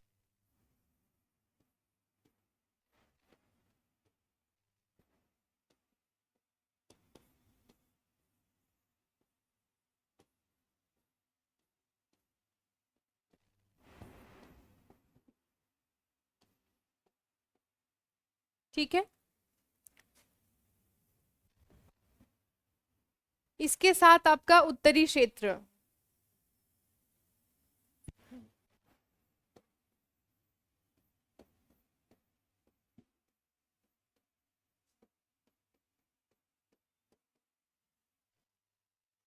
उत्तरी क्षेत्र में दिल्ली, पंजाब, हरियाणा, राजस्थान।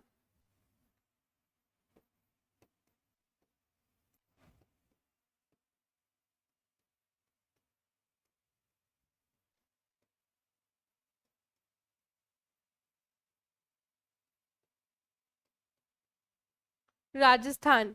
इसके प्रमुख शहर कौन कौन से हैं? मेरठ, कानपुर, अलीगढ़, आगरा। मेरठ,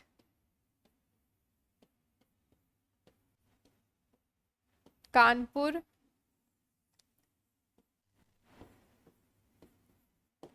अलीगढ़, आगरा, मौरी, लुधियाना, मुरादाबाद,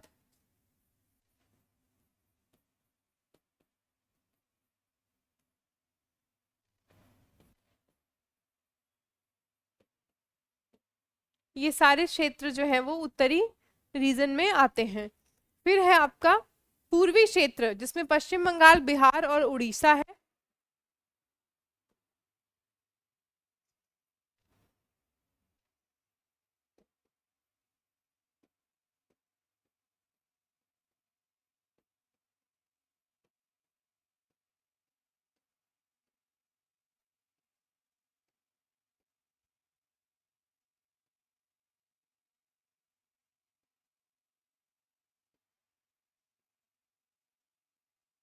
उड़ीसा। इसके प्रमुख शहर कौन कौन से हैं? कोलकाता, बेलधरिया, श्यामनगर, सीमारपुर, मौरी इत्यादि। ठीक है। फिर है आपका दक्षिणी क्षेत्र। दक्षिणी क्षेत्र में तमिलनाडु, कर्नाटक, आंध्र प्रदेश, केरल।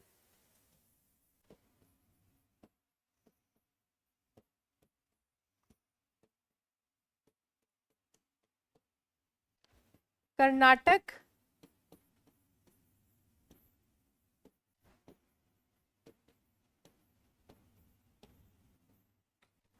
तमिलनाडु,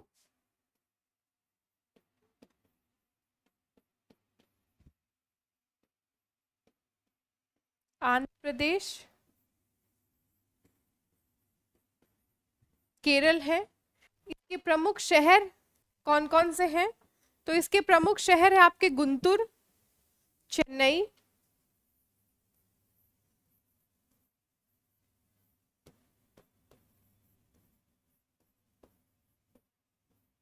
मैसूर या मैसूर, बेलारी, तुतिकोरिन। तुतिकोरिन एक पोर्ट भी है।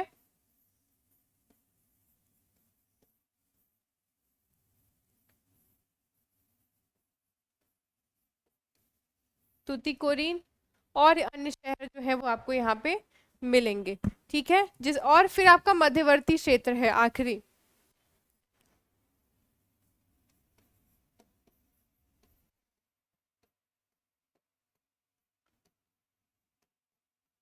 जिसमें आपका मध्य प्रदेश,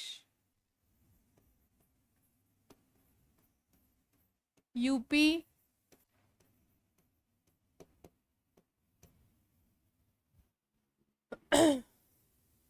नागपुर, ग्वालियर,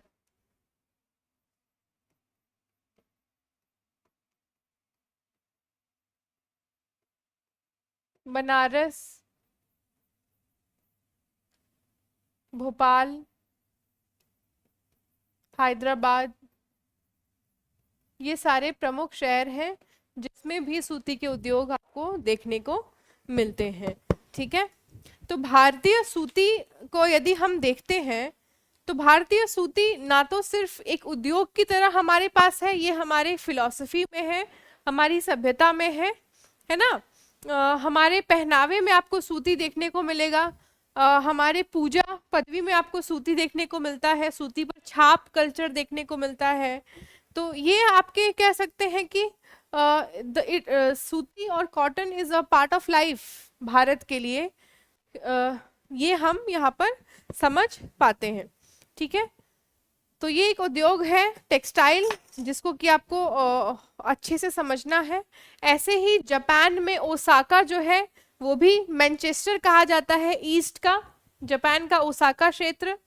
ठीक है, पाकिस्तान का रावलपिंडी, पेशावर, फैसलाबाद, भावलपुर, हैदराबाद, ये सब भी कहा जाता है कि सूती के वस्त्र कारखाने के लिए बहुत ज्यादा केंद्र इसीलिए बनाया गया क्योंकि वहां पे सूती की खेती की जाती थी। दक्षिण कोरिया में इंजाउ, तेंगू, मसान, टर्की में इजमिर, सिवास, केसरी, बुरसा, अर्जेनुवम, और जापान में औद्योगिक समाज में सर्वोत्तम उदाहरण आपको मैंने दे दिया ओसाका का। ओसाका में इतनी अच्छी खेती सूती की होती है कि उसकी तुलना मैनचेस्टर के कपासों के साथ की जाती है। ठीक, अब हम भारत के प्रमुख संसाधन केंद्रों पर थोड़ा सा आज के क्लास में अंतिम 1 घंटे में चर्चा करते हैं, जो कि ऊर्जा संसाधन है। ठीक है,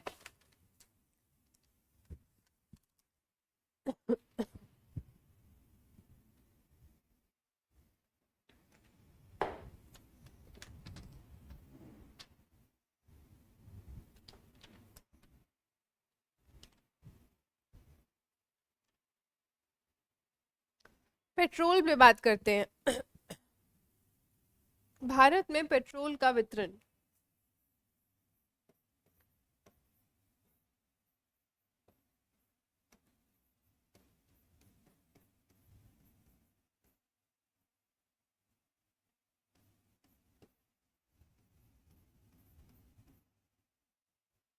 हाँ, तो अब पेट्रोल को यदि बहुत अच्छे से समझे, उसके तत्वों को तोड़ दें, क्योंकि अभी तक तो सिर्फ देश के संदर्भ में ही हमने वितरण पर बात की थी।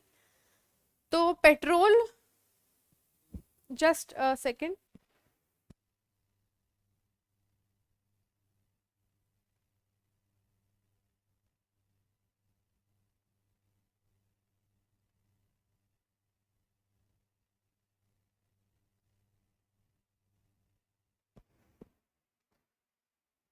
ओके। तो भारत में पेट्रोल का वितरण, तो पेट्रोल शब्द को यदि हम देखें तो पेट्रोल किससे निकलता है? पेट्रा।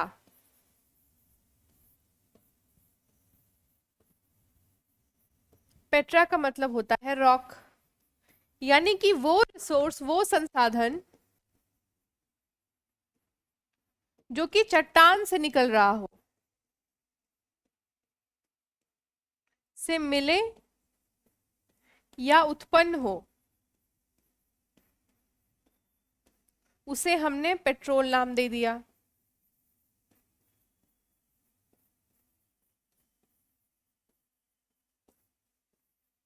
है ना? भारत के संदर्भ में तो हमने ये देखा कि कोल डिस्ट्रीब्यूशंस में कोल डिपॉजिट्स कहाँ कहाँ पर हैं। तो भारत में मुख्यतः गोंडवाना कोल है। गोंडवाना कोल का मेरा मतलब है कि वो कोल जो कि गोंडवाना रॉक सिस्टम से निकल कर आ रहा है।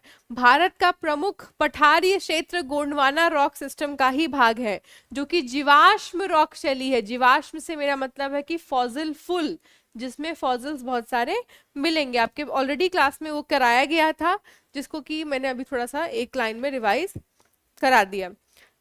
तो अगर हम ऑयल फील्ड्स की बात करें भारत में, तो भारत में सबसे पहला ऑयल फील्ड जो है असम, जो कि नॉर्थ ईस्ट भारत के पूर्वोत्तर में है। असम में है आपका दिग्बोई और नाहरकटिया फील्ड। ठीक है, तो यहाँ पे मैं देखती हूँ, पूर्वोत्तर में आपका असम है जहां से तेल निकाला जाता है। असम का दिग्बोई,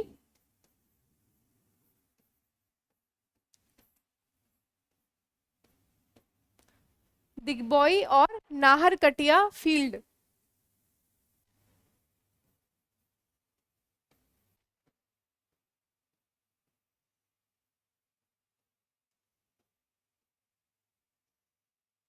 ठीक है, ये दो क्षेत्र हैं। दिग्बोई आपको पता होगा, अपर असम, दिग्बोई एक डिस्ट्रिक्ट भी है और भारत के सबसे पुराने ऑयल फील्ड में से एक है।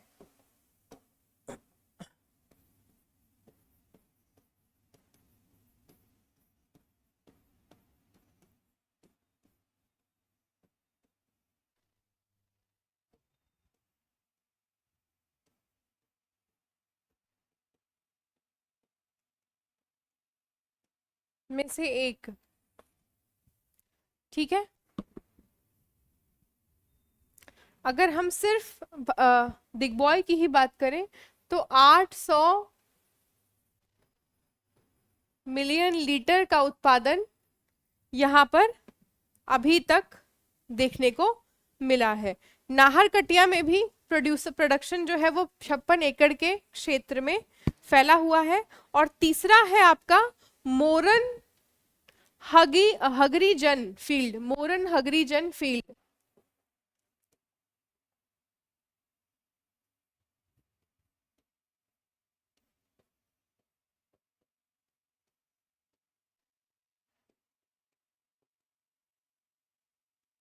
ठीक, ये 3 फील्ड जो है वो आपके सिर्फ असम में है।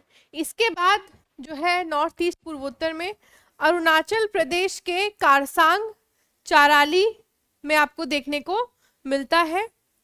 और ये सारे क्या हैं, ये सारे जो है आपके माउंटेनियस ऑयल फील्ड्स हैं, यानी कि कहीं कहीं पर ऊंचाई पे आपको देखने को मिलता है, रॉक्स के भीतर। वहां पे भी रॉक्स है ना, तो रॉक्स के भीतर आपको ऊंचाई पे देखने को मिलता है। ठीक है, तो अरुणाचल प्रदेश में चाराली और खारसांग।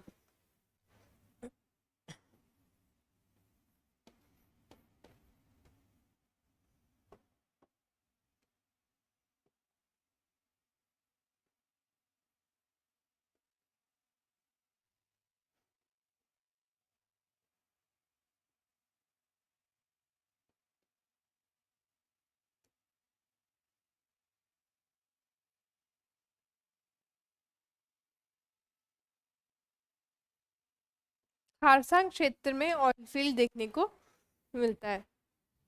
ठीक है, अब ऑफ शोर ऑयल फील्ड्स, ऑफ शोर यानी कि जो समुद्र के तटीय इलाकों के साथ सटा हुआ ऑयल फील्ड है वेस्टर्न इंडिया, पश्चिमी भारत में।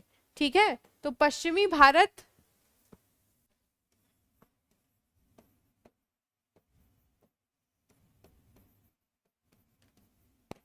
के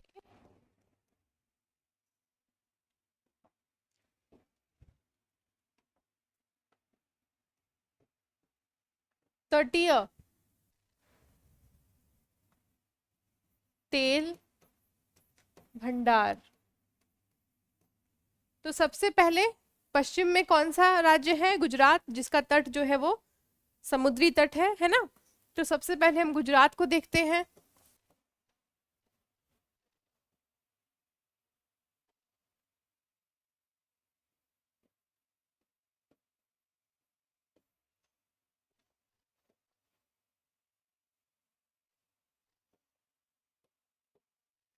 गुजरात में कहाँ पे? तो अलंकेश्वर। ठीक है, 1958 में अलंकेश्वर को लोकेट किया गया, जो कि वडोदरा के पास है। पहला स्थान।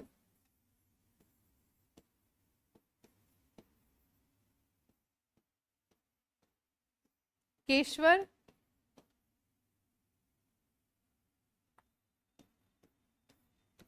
रा के पास ये पहला ऑफशोर ऑयल फील्ड है आपका गुजरात में।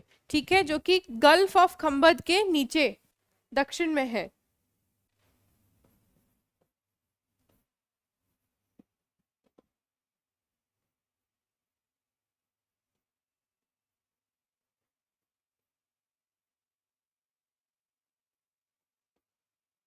के दक्षिण में स्थित है।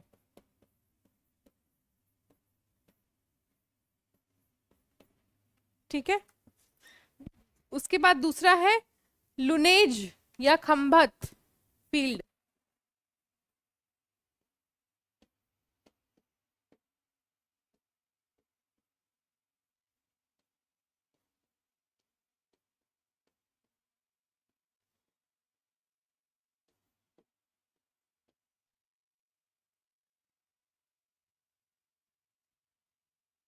ये अहमदाबाद के पास है।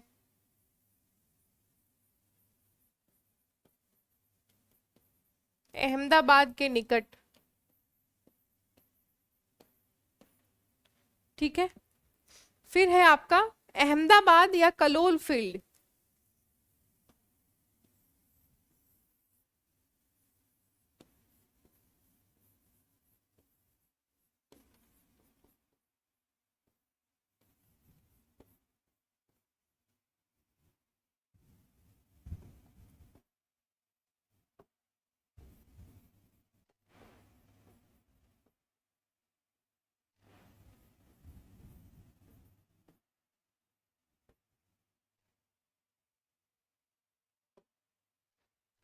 अहमदाबाद या कलोल फील्ड, ये भी अहमदाबाद के पास आपका माहेसेना,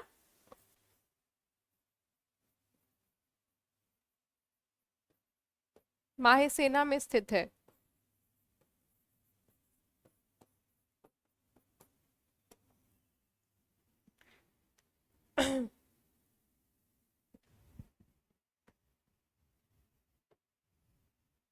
और इसी के आसपास और भी रिजर्व्स हैं जिसको कि अभी खनन के क्षेत्र में नहीं लाया गया है। ऑल्कलैंड, सूरजकुंड, वांडेसवर, ये सारे रीजन्स भी यहाँ पर हैं। आजसोल, सोभाषण। ठीक है। राजस्थान के बाड़मेर में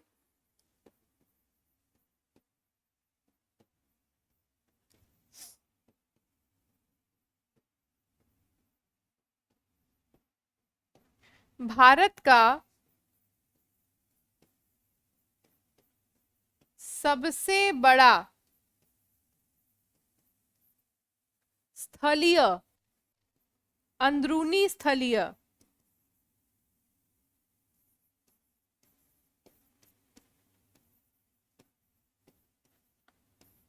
तेल भंडार मिला। ठीक है।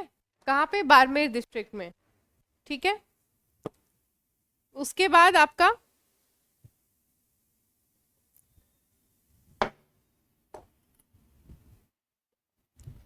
सरस्वती मांगरा ऑयल फील्ड,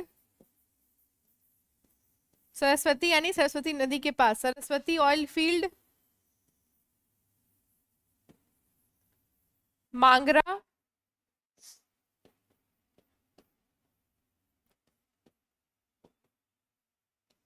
ये सब आपके राजस्थान में है।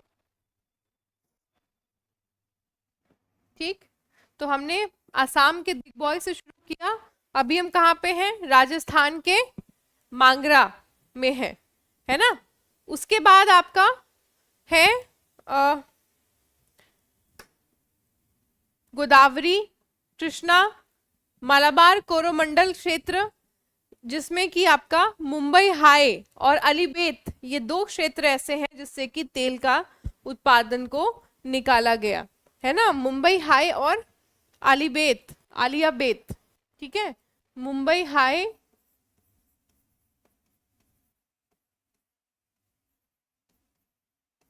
और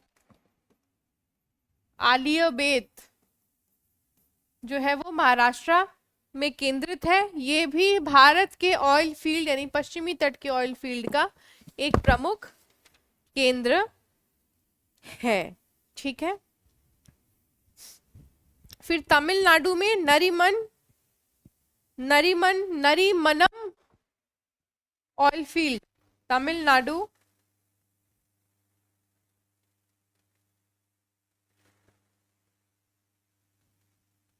नरीमनम ऑयल फील्ड जो बहुत कम ऑयल निकालता है, लेकिन वहां पर भी एक ऑयल फील्ड स्थित है। तो इस तरीके से आपका जो है वो इंडियन डिस्ट्रीब्यूशन ऑफ पेट्रोल जो है वो देख सकते हैं। प्रोबेबल एरियाज आगे आने वाले समय में क्या क्या है? तो महानदी, गोदावरी, कृष्णा, कावेरी के जो डेल्टाइक रीजन है वहां पर हो सकता है कि तेल है। ठीक है। अंडमान और निकोबार के तटीय क्षेत्रों में अभी खुदाई नहीं की गई, मॉडलिंग नहीं की गई है, जियोस्पेशियल मॉडलिंग, वहां पे भी हो सकता है कि तेल निकलने की संभावनाएं उत्पन्न हो। ठीक है। धर्मशाला, बिलासपुर, हिमाचल प्रदेश में, वहां पे भी ऑयल रिजर्व्स के रिजर्व्स पाए गए हैं। गल्फ ऑफ मन्नार के त्रिवेणी ऑफ शोर पे हो सकता है कि तेल जो है वो मिले। बे ऑफ बंगाल में अगर हम डीप वाटर ड्रिलिंग करें तो हमें वहां पे भी तेल के रिजर्व्स मिल सकते हैं। लैटिट्यूड 84 डिग्री ईस्ट से 86 डिग्री लॉन्गिट्यूड के बीच में। ठीक है। तो ये लुधियाना, धासुआ और होशियारपुर पंजाब में भी आपको जो है वो तेल के डिपॉजिट्स, तेल के ब्लॉक जो है वो मिल सकते हैं। ऐसा जो है जियोस्पेशियल मॉडलिंग के द्वारा खोज की गई है।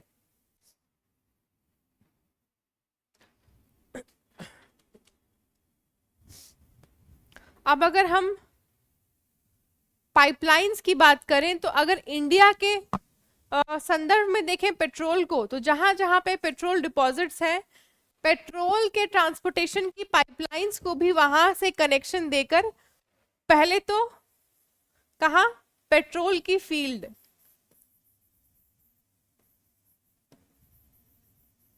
पेट्रोल की फील्ड के साथ पोर्ट, ठीक है, पोर्ट में आया और पेट्रोल यानी इंपोर्टेड, निर्यात,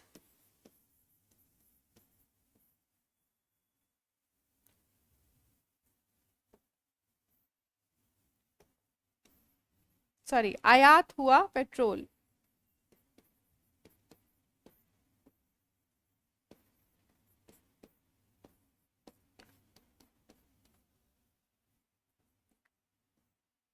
ठीक है, ये दोनों मिले पोर्ट पे, फिर कनेक्टिंग पाइपलाइन,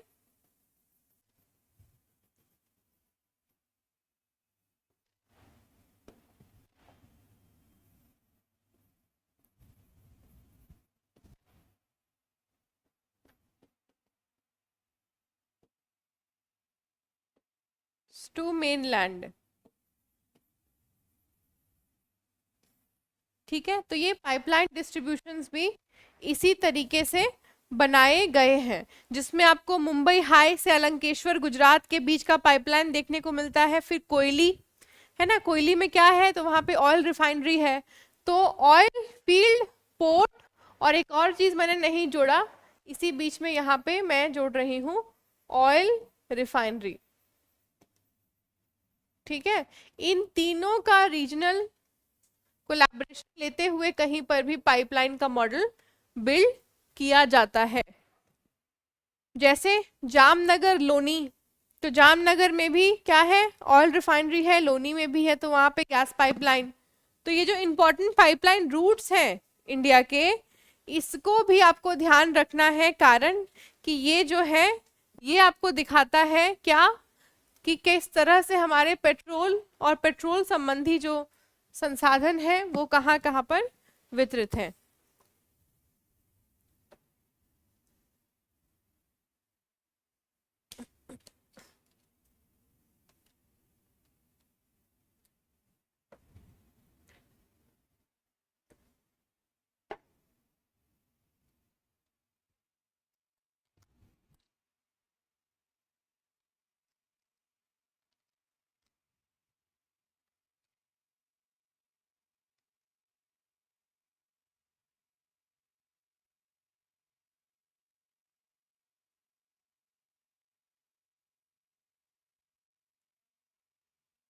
अब अगर हम बात करें भारत के संदर्भ में, नॉन कन्वेंशनल एनर्जी यानी ऐसी ऊर्जा जो कि कैसी है, जो कभी समाप्त नहीं हो सकती।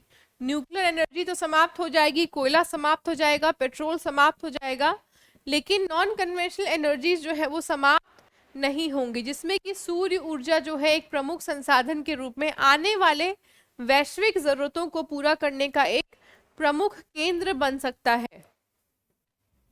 है ना। तो हम उस पर भी थोड़ा सा ध्यान केंद्रित करते हैं।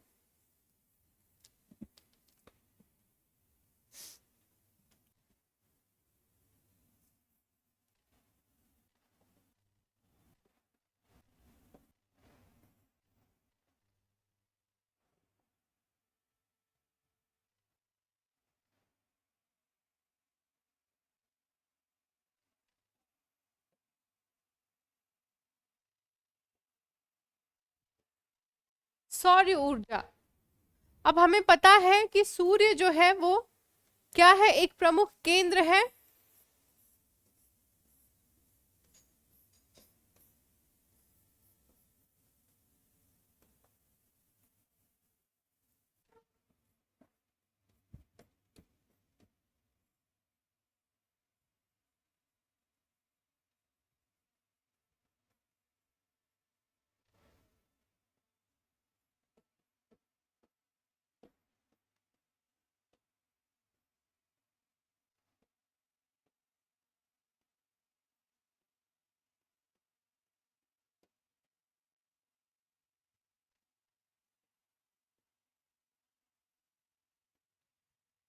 केंद्र है ऊर्जा का, यानी कि जिसमें खेती, वर्षा, ठीक है, मानव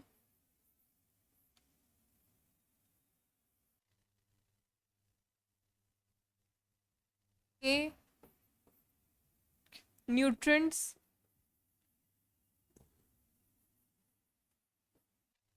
पेड़ों के फोटोसिंथेसिस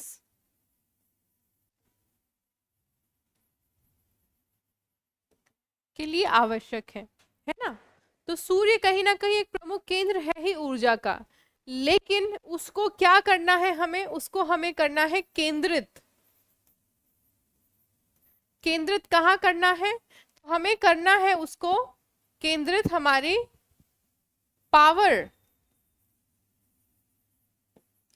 हाउसेस के लिए। तो कैसे करेंगे, तो यहाँ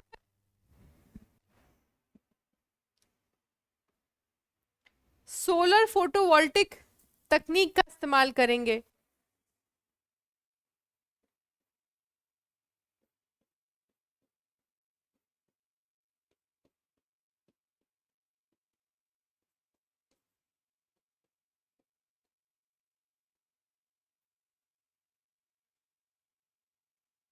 क्या है ये सोलर फोटोवोल्टिक तकनीक, तो सोलर फोटोवोल्टिक तकनीक में हम सूर्य की ऊर्जा को किसमें कन्वर्ट करेंगे, हम सूर्य की ऊर्जा को कन्वर्ट करेंगे वोल्ट्स में। वोल्ट्स क्या है, वोल्ट्स है पावर, जिससे कि हम क्या उत्पादन कर सकते हैं, बिजली,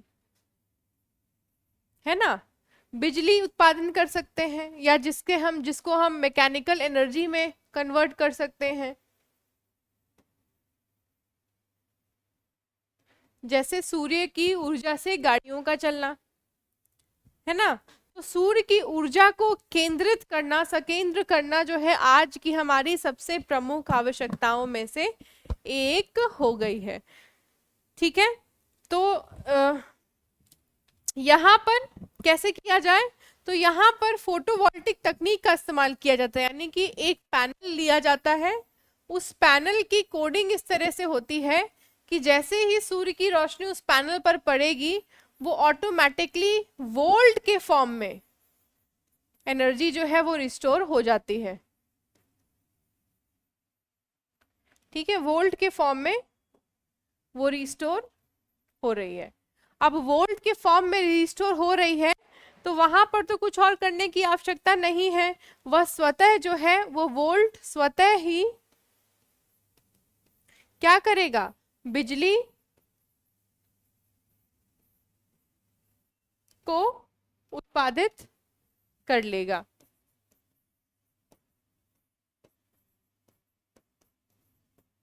है ना। तो गांव में मुझे याद है कि सोलर पैनल्स मैंने देखा था नानी घर में, जहां बिजली की समस्या होती थी, जो डायरेक्ट बिजली आती थी, तो उसकी समस्या होती थी, इस कारण से छत पर बहुत बड़े बड़े सोलर पैनल्स लगे हुए थे, और उन सोलर पैनल से जो है हीट अब्जॉर्ब होता था दिन भर, और रात को लाइट जलता था, फैन जलता था। तो यहाँ लेकिन अब एक दिक्कत आती है कि इसका केंद्र करके इसका ऊर्जा उत्पादन जो है ना,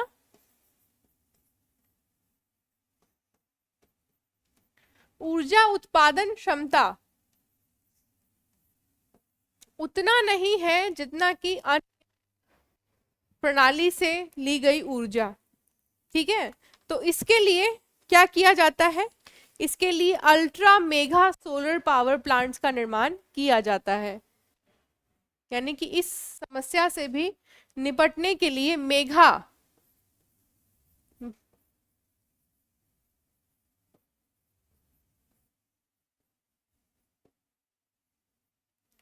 प्लांट्स का निर्माण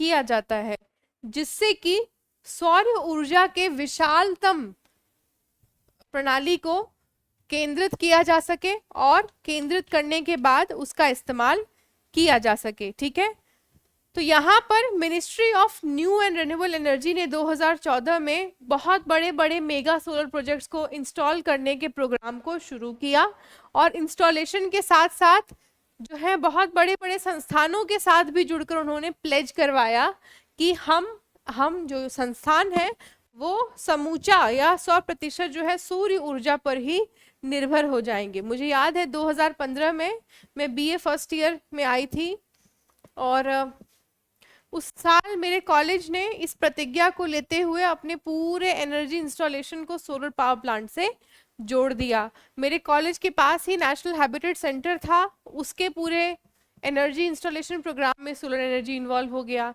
आईजीआई एयरपोर्ट आप देखिए, Indira Gandhi international airport solar हो गया। ऐसे कई सारे रेलवे स्टेशंस, भारत के कई सारे ऐसे संस्थान, आईआईटीज जो है अपनी एनर्जी जरूरतों के लिए सोलर पावर पर निर्भर होने लग गए। कैसे? मेगा पावर प्लांट्स के इंस्टॉलेशन के साथ, जो कि एक बड़े पैनल पे सोलर एनर्जी को रिस्टोर करने की क्षमता रखता है।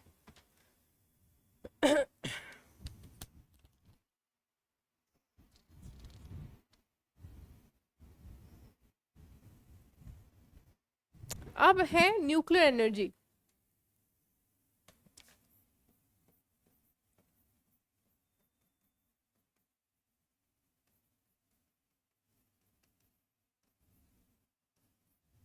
न्यूक्लियर एनर्जी क्या है?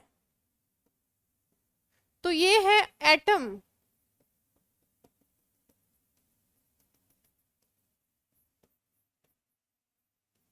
यानी कण के बीच के संघनन से उत्पन्न हुई एनर्जी।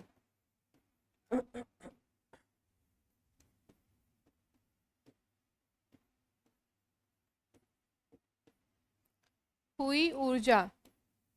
ठीक है, विश्व भर में आज के समय में न्यूक्लियर एनर्जी के द्वारा भी अपनी ऊर्जा की आपूर्तियों को पूरा करने का समूचा जो है आपको प्रोग्राम इंस्टॉलेशन देखने को मिलेगा, है ना। तो यहाँ पर जो है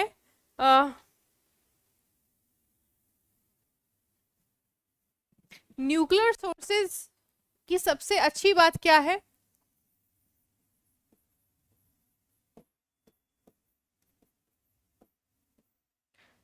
कम उत्पादन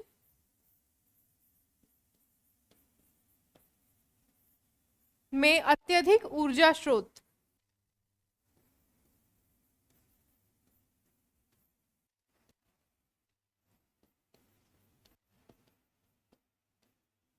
ठीक है, अत्यधिक ऊर्जा जो है कम उत्पादन और लागत में न्यूक्लियर एनर्जी द्वारा प्राप्त किया जा सकता है।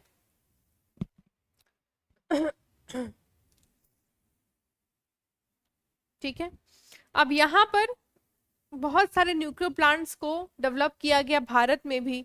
सबसे पहला न्यूक्लियर पावर प्लांट था कालपक्कम, जिसको कि रिएक्टर कोर के द्वारा रिफ्यूल किया मतलब किया जाता है। तो 1987 में सबसे पहला जो है इंस्टॉलेशन हुआ था न्यूक्लियर पावर प्लांट का। तो वो क्या था, कहाँ था? वो था आपका कालपक्कम में।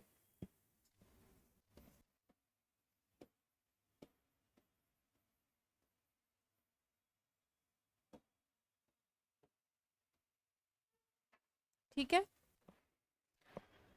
उसके बाद तारापुर रेडियो एक्टिव आयोडीन जो है वो नॉर्मल लेवल से बहुत ज्यादा वहां से निकलने लगे, और तारापुर ट्रेजेडी भी वहां पे देखने को मिली। ठीक है, तो तारापुर की स्टडी भी अब भारत के संदर्भ में, अब इस पे मैं बताऊं कि इसका नुकसान क्या है। तारापुर प्लांट, अब देखिए मैंने कहा कि कम उत्पादन में अत्यधिक ऊर्जा स्रोत की तरह हम इसे देख सकते हैं, लेकिन जब कोई चीज बहुत कम लागत में मिले ना, तो उसके पीछे का जो नुकसान है ना, हम उसको भूल जाते हैं। जैसे कि रशिया में हुआ चेरनोबिल हादसा। तो न्यूक्लियर हैजार्ड्स क्या है? न्यूक्लियर हैजार्ड्स में बेसिकली वो कण आपके शरीर के भीतर जाते हैं, वो कण आपके शरीर के भीतर जाते हैं जिनकी आवश्यकता आपके शरीर को है नहीं।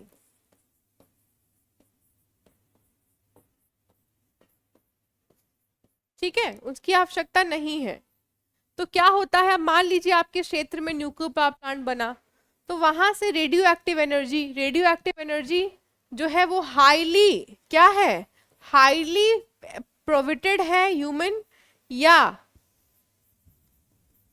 एनिमल इंटरेक्शन के लिए, कारण कि वो शरीर के भीतर जाकर सेल्स को खाने लग जाती है, सेल्स को क्या करती है, डिसमेंटल कर देती है। तो यानी अगर मेरे हाथ पे new radio active energy touch हो जाए तो मेरे हाथ में क्या होगा, सेल्स आपस में सेल्फ बर्न हो जाएंगे। उसके अंदर इतनी ऊर्जा होती है कि हमारे शरीर के भीतर के समूचे प्रणाली को वो ध्वस्त कर सकता है विद इन सेकेंड्स। तो कहीं ना कहीं ये जो एटम कण का अपने आप में संघनन है, ये संघनन इतना ज्यादा कह सकते हैं आपकी आक्रामककारी है कि हमारे अगर क्षेत्र में वो समस्या उत्पन्न हो जाए तो ये एक हजार्ड का स्वरूप ले लेगी। और तारापुर केस स्टडी हम सबको ये बताता है भारत के संदर्भ में। तो वहां से भारत सरकार का एक कह सकते हैं कि चिंता जाहिर हुआ, जिसमें कि न्यूक्लियर पावर प्लांट्स को इन जगहों पर इंस्टॉल किया गया जो कि ह्यूमन सेटलमेंट से बहुत दूर हो। ठीक है, और यहाँ पर भी बहुत सारे ऐसे आपको न्यूक्लियर मिसहैप्स इंडिया में और भी देखने को मिले, जैसे कोटा में जो है राणा प्रताप सागर जो बांध बनाया गया है आपका लूनी और साबरमती के मिलने पर राणा प्रताप सागर, तो वहां पर कोटा में भी जब न्यूक्लियर पावर प्लांट इंस्टॉल किया गया तो पाया गया कि उसका रेडियो एक्टिव मॉलिक्यूल जो है उसके पानी में मिल गया है।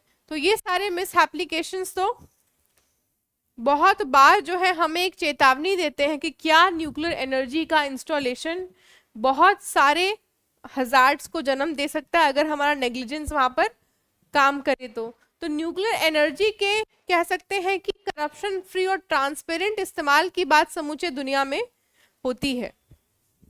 और आज भी आप देखें तो एक डिस्कोर्स ऑफ वॉर में सबसे बड़ी धमकी क्या है, न्यूक्लियर वॉर की है कि हम आपके ऊपर न्यूक्लियर एनर्जी से वॉर कर देंगे। इसका मतलब क्या है कि आपके देश में जितनी भी सभ्यता है इंसानी वो खत्म हो जाएगी कुछ ही मिनटों में। तो इस ऊर्जा का इस्तेमाल जो है वो किस परिप्रेक्ष्य में करना है, कितना करना है, ये भी एक चिंता वाली बात है, ये भी एक सोचने वाली बात है। उसके बाद है आपका विंड एनर्जी, हवा की ऊर्जा को इस्तेमाल में लाना, क्योंकि हवा भी ऐसी ऊर्जा है जो कि किसी तरह का प्रदूषण आपको नहीं देगी, है ना।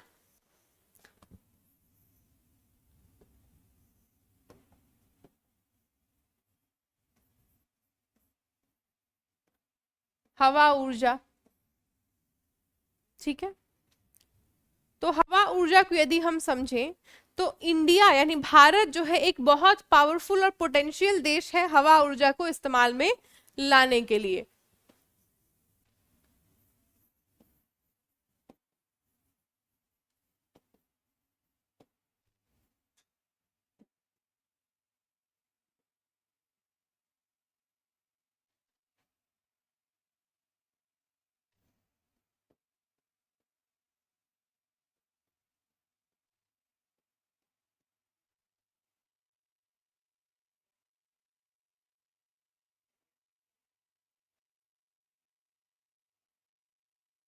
ठीक है, अब यहाँ पर 67% जो है भारत में विंड पावर इंस्टॉलेशन जो है उन क्षेत्रों में किया गया है जहां पर विंड फ्लो से ऊर्जा प्राप्त की जा सके।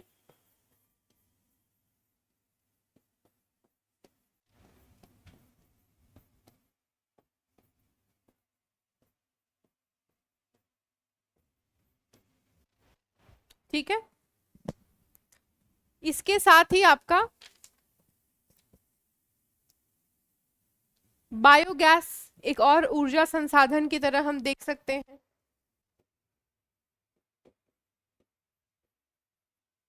यानी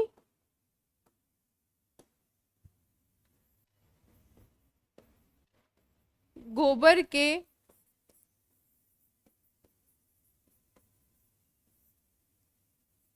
इस्तेमाल से उत्पन्न गैस है ना, ये बायोगैस भी क्या है, तो हम स्वतः निर्माण कर सकते हैं। कैसे? तो गैस बायो गोबर को एक जगह इकट्ठा करना, उसके भीतर मिथेन की प्रक्रिया का होना, और मिथेन को वहां से कैप्चर करके हम उसको घरों के किचन की ऊर्जा की तरह इस्तेमाल कर सकते हैं। ये गांव में खूब देखने को मिलता है। इसी गोबर को क्या कर सकते हैं, जैविक खाद का एक प्रमुख संसाधन हम बना सकते हैं, है ना। तो ये भी एक ऊर्जा संसाधन के रूप में हमारे पास है। ठीक है, उसके साथ आपका ज्वार जो है यानी कि टाइडल एनर्जी, उसके साथ है आपका जियोथर्मल एनर्जी। ठीक है, उसके साथ है आपका वेव एनर्जी, तरंगे, जो समुद्र की तरंगे हैं,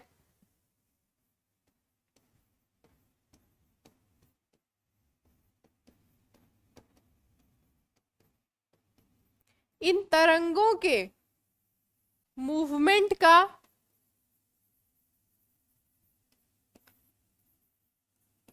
इस्तेमाल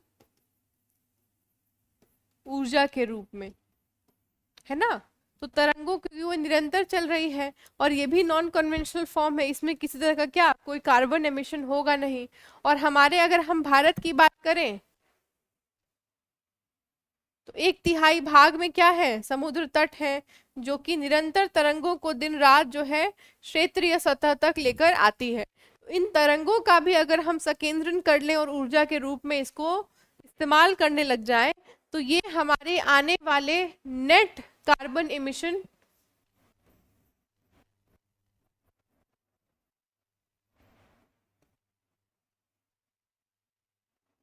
को जीरो करने के लिए एक कारगर लक्ष्य के रूप में हम इसको अपना सकते हैं।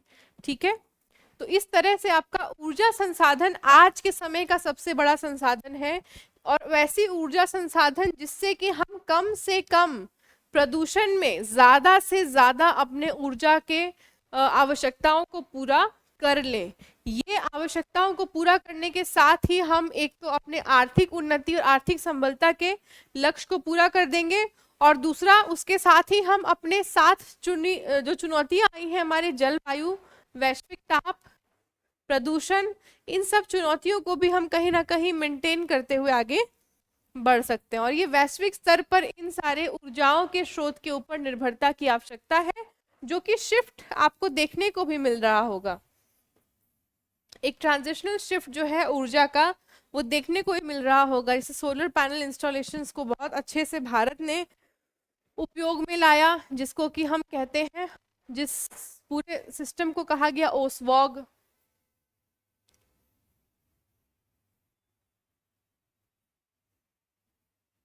ठीक है, one sun one world and one grid, यानी पूरे विश्व के लिए एक सूर्य है, पूरा विश्व एक ही विश्व है, और पूरे विश्व के लिए उस सूर्य से इस्तेमाल होने वाले ऊर्जा का ग्रिड एक होना चाहिए, उसमें असमानता नहीं होनी चाहिए। जब हम इतने विस्तार और इतने क्यूमुलेटिव फॉर्म में अपने डेवलपमेंट को देखेंगे ना, तो ऑटोमेटिकली हम अंतर्राष्ट्रीय संबंध को भी अच्छा कर पाएंगे। उसके बाद जो है हम अपने साथ अपनी आर्थिक संबलता को भी इम्पोर्टेंस दे पाएंगे, और हम क्षेत्रीय स्तर पर भी जो है डेवलपमेंट को लेकर आ सकते हैं। दूसरा कि हमेशा ऊर्जा को लेकर एक असमानता रहती है, ऊर्जा वितरण को भी, गर्मियां आ गई हैं तो लाइट कट्स बहुत मिल रहे होंगे, लेकिन यदि आपके पास सूर्य है तो सूर्य तो किसी के साथ कोई वैसा असमानता नहीं लगा कि अरे यार वो तो पावर प्लांट से बहुत दूर का क्षेत्र है, वहां तक बिजली डिप्लॉयशन के लिए बहुत काम करना पड़ेगा। आपने अपने छत पे इंस्टॉल किया और उससे आपने एनर्जी को क्या किया, ले लिया। तो ये इनइक्वालिटी ऑफ एक्सेसिबिलिटी जो है ना, कि आप तक पहुंच नहीं पा रहा है, इस की समस्या जो है वो भी खत्म हो जाएगी हमारे पास, यदि नॉन कन्वेंशनल फॉर्म ऑफ ऊर्जा के स्रोतों को हम बढ़ा दें तो, है ना। तो ये चीज भी हमें देखनी चाहिए जो कि हमारे आने वाले समय के लिए बहुत ज्यादा आवश्यक है। इसके रीडिंग्स को आप इंटरनेशनल एजेंसी अलायंस के बहुत सारे रिपोर्ट्स को पढ़कर, इंटरनेशनल एनर्जी अलायंस IEA,